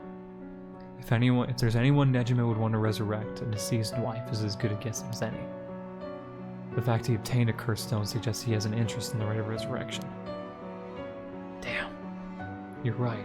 Here I was thinking he was only after the curse's power to massacre. Chief Inspector. What happened to the child? Without a birth registration on file, the best we could do was to find the girl some suitable foster parents. It was decided to keep the circumstances secret for the sake of the child's future. Glad she was taken care of. Okay, but where does that leave us? We're not learning of anybody new. Is it you? It was 20 years ago, so she'd have to be a college student. She'd had to have graduated. And the only ones that we know of, the only girls that we know, oh It's probably her. Some of them are born with it. Some of them are born with it, some of it learn it later on. It's definitely not fucking her. The only girls who we don't really have a background on is IMA. Which I believe this is fucking wrong. And she's nowhere to be found right now.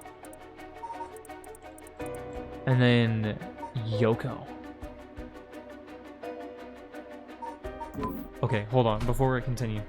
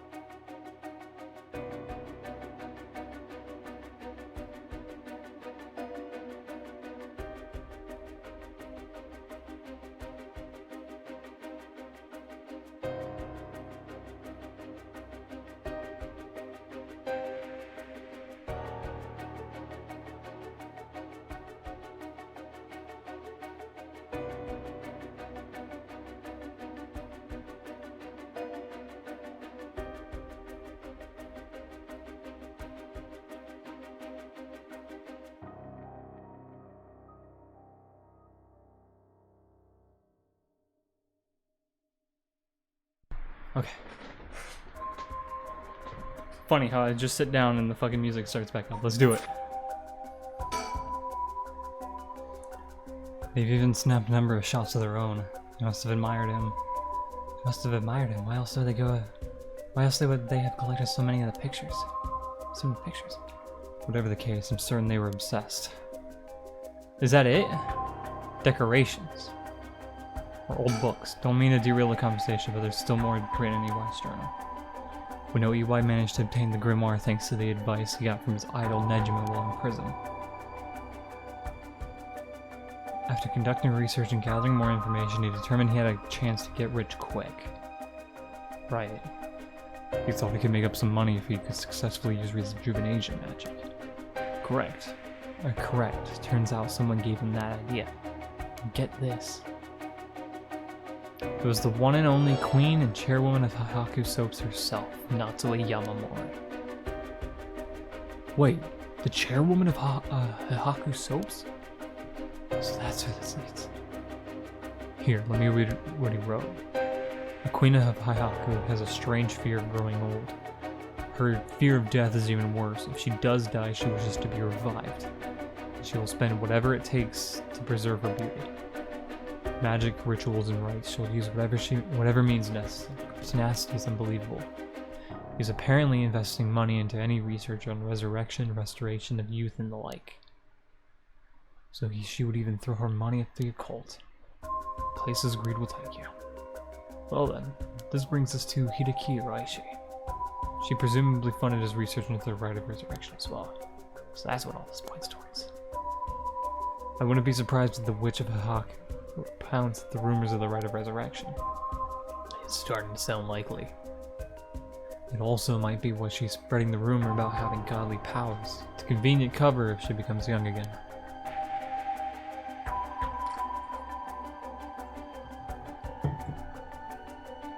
Godly powers, what's that all about? You can ignore that. Either way, I think EY took the payments he was getting for his research to seduce a family into taking him in to keep a low profile. The Shiraishi family. The Shiraishi family.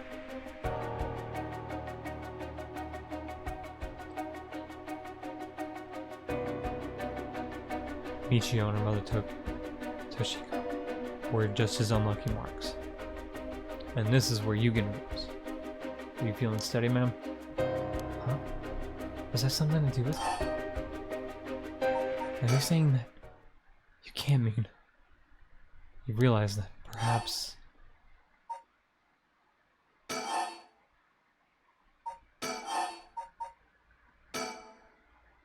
Michiko Shiraishi's living sacrifice was a child? What?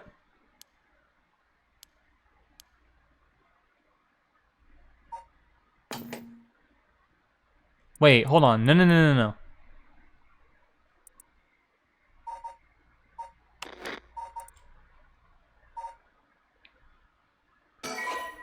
Wait, autosave?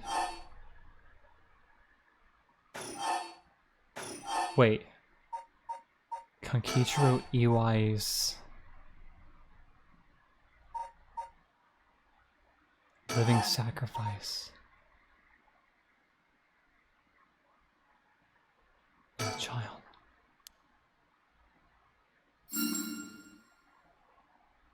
I knew it was somebody. Iwai moved in with the Shiraishis to practice his magic. He needed a sacrifice to perform his youth restoration spell, but that means extracting a life force from someone young. Which the fucking kid, her kid. So is Iwai. This man worshipped Nejima, so he must have also despised Nejima's detractors. Not to mention he was captured and sent to jail once before. Surely he had to pick up the police. So when he realized he had a chance to both avenge Nejima, embarrass the police, and acquire a living sacrifice at the same time? Fuck. You got it. Iwai kidnapped Haruhi Shigima's son and managed to score 3 birds with 1 stone. Oh my god, look how mad she is. Rightfully so. But damn! You're telling me then that that horrid man, he never had the intention of returning my child. I thought there might have been a reason why the kidnapper seemed to be mocking the police. He never wanted money. His aim was to humiliate the force. It all makes sense. He must have used Michio to lower your boy's defenses and then kidnapped him on his way back home. You talk Shuichi. You don't understand. You have absolutely no idea what I'm going through. This isn't a joke. I wouldn't expect the police to understand. You'll never understand.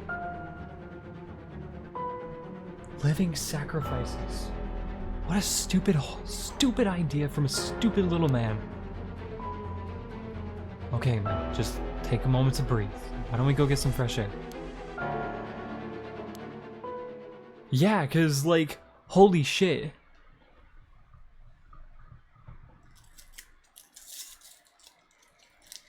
Like, now almost every piece is coming together.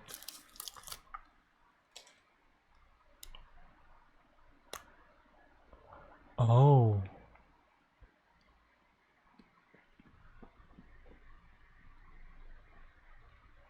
And you know what it is?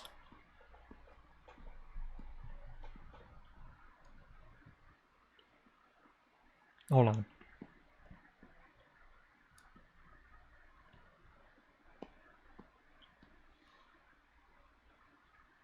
It is entirely possible that everything happening here is similar, if not exactly what happened back then.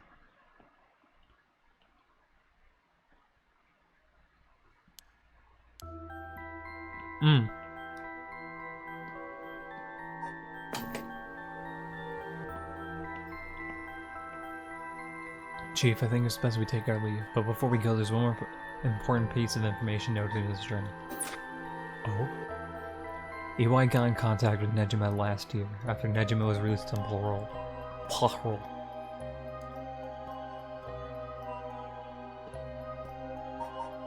So then here's also another thing. How is he involved? How is Shogo involved?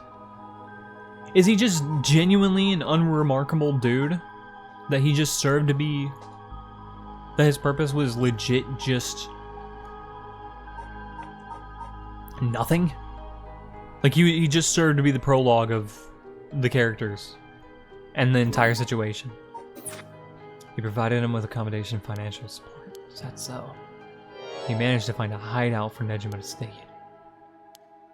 If anything, rather than to use his money to support the Shiraishis, it seems most went to Nejima instead. Nejima's lurking around anywhere at the moment. It's probably in that hideout. Did he write where it is? Unfortunately, no. Not that I can tell. But it seems Michio knew where it was. She never met with Nejima in person, but she was made to go in and clean up among other things. What good is that information? The girl's already dead. Wait, no. She's alive. That's right, Michio Shiraishi's alive.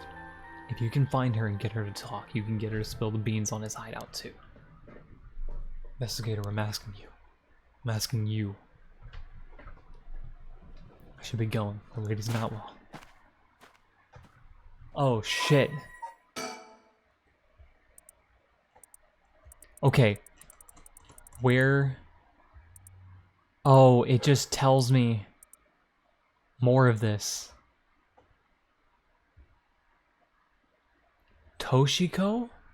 The mother? However, because of an embargo on the press, the kidnapping did not cause a public outcry akin to that of the Nejima murders. Infuriated, Kankishiro told Toshiko, or had Toshiko perform the sacrifice ritual by threatening to kill Michio if she refused.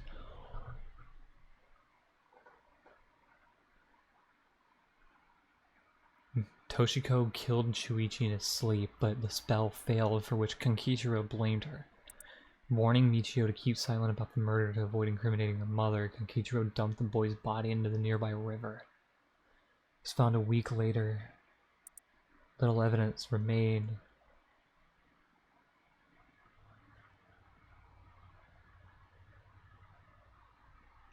Spent their days consumed by guilt, forced to continue serving Kinkichiro until the day they died. But she's not fucking dead.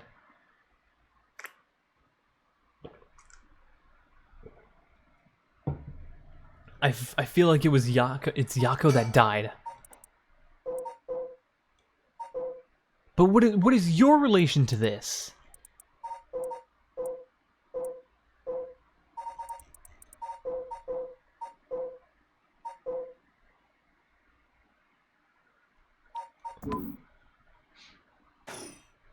Wait, let me look at the persons of interest. Shuichi Shigima. Richter Kai. What about Michio?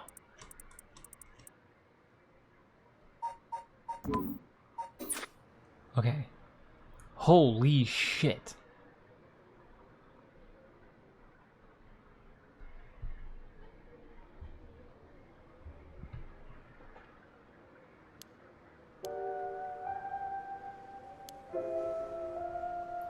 You managed to solve the kidnapping case by pure luck here. You're right, but Richter, I feel grateful towards Michio. Because she killed the kidnapper. There's that too. But it's for something else. If Michio is the one killing all those people, she must have acquired a sizable amount by now. Soul dregs, I mean. If you kill her, then you get her soul dregs, which means you can bring back your son. That's what she's thinking. Whether the kidnapper's dead or alive, it doesn't mean a thing. Revenge won't bring my boy back.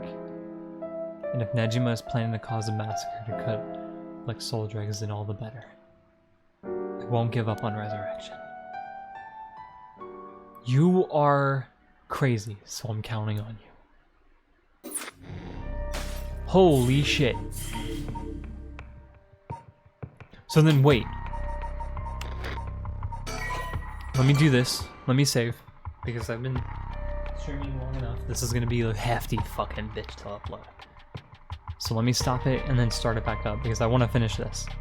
I have a feeling I'm close to finishing it.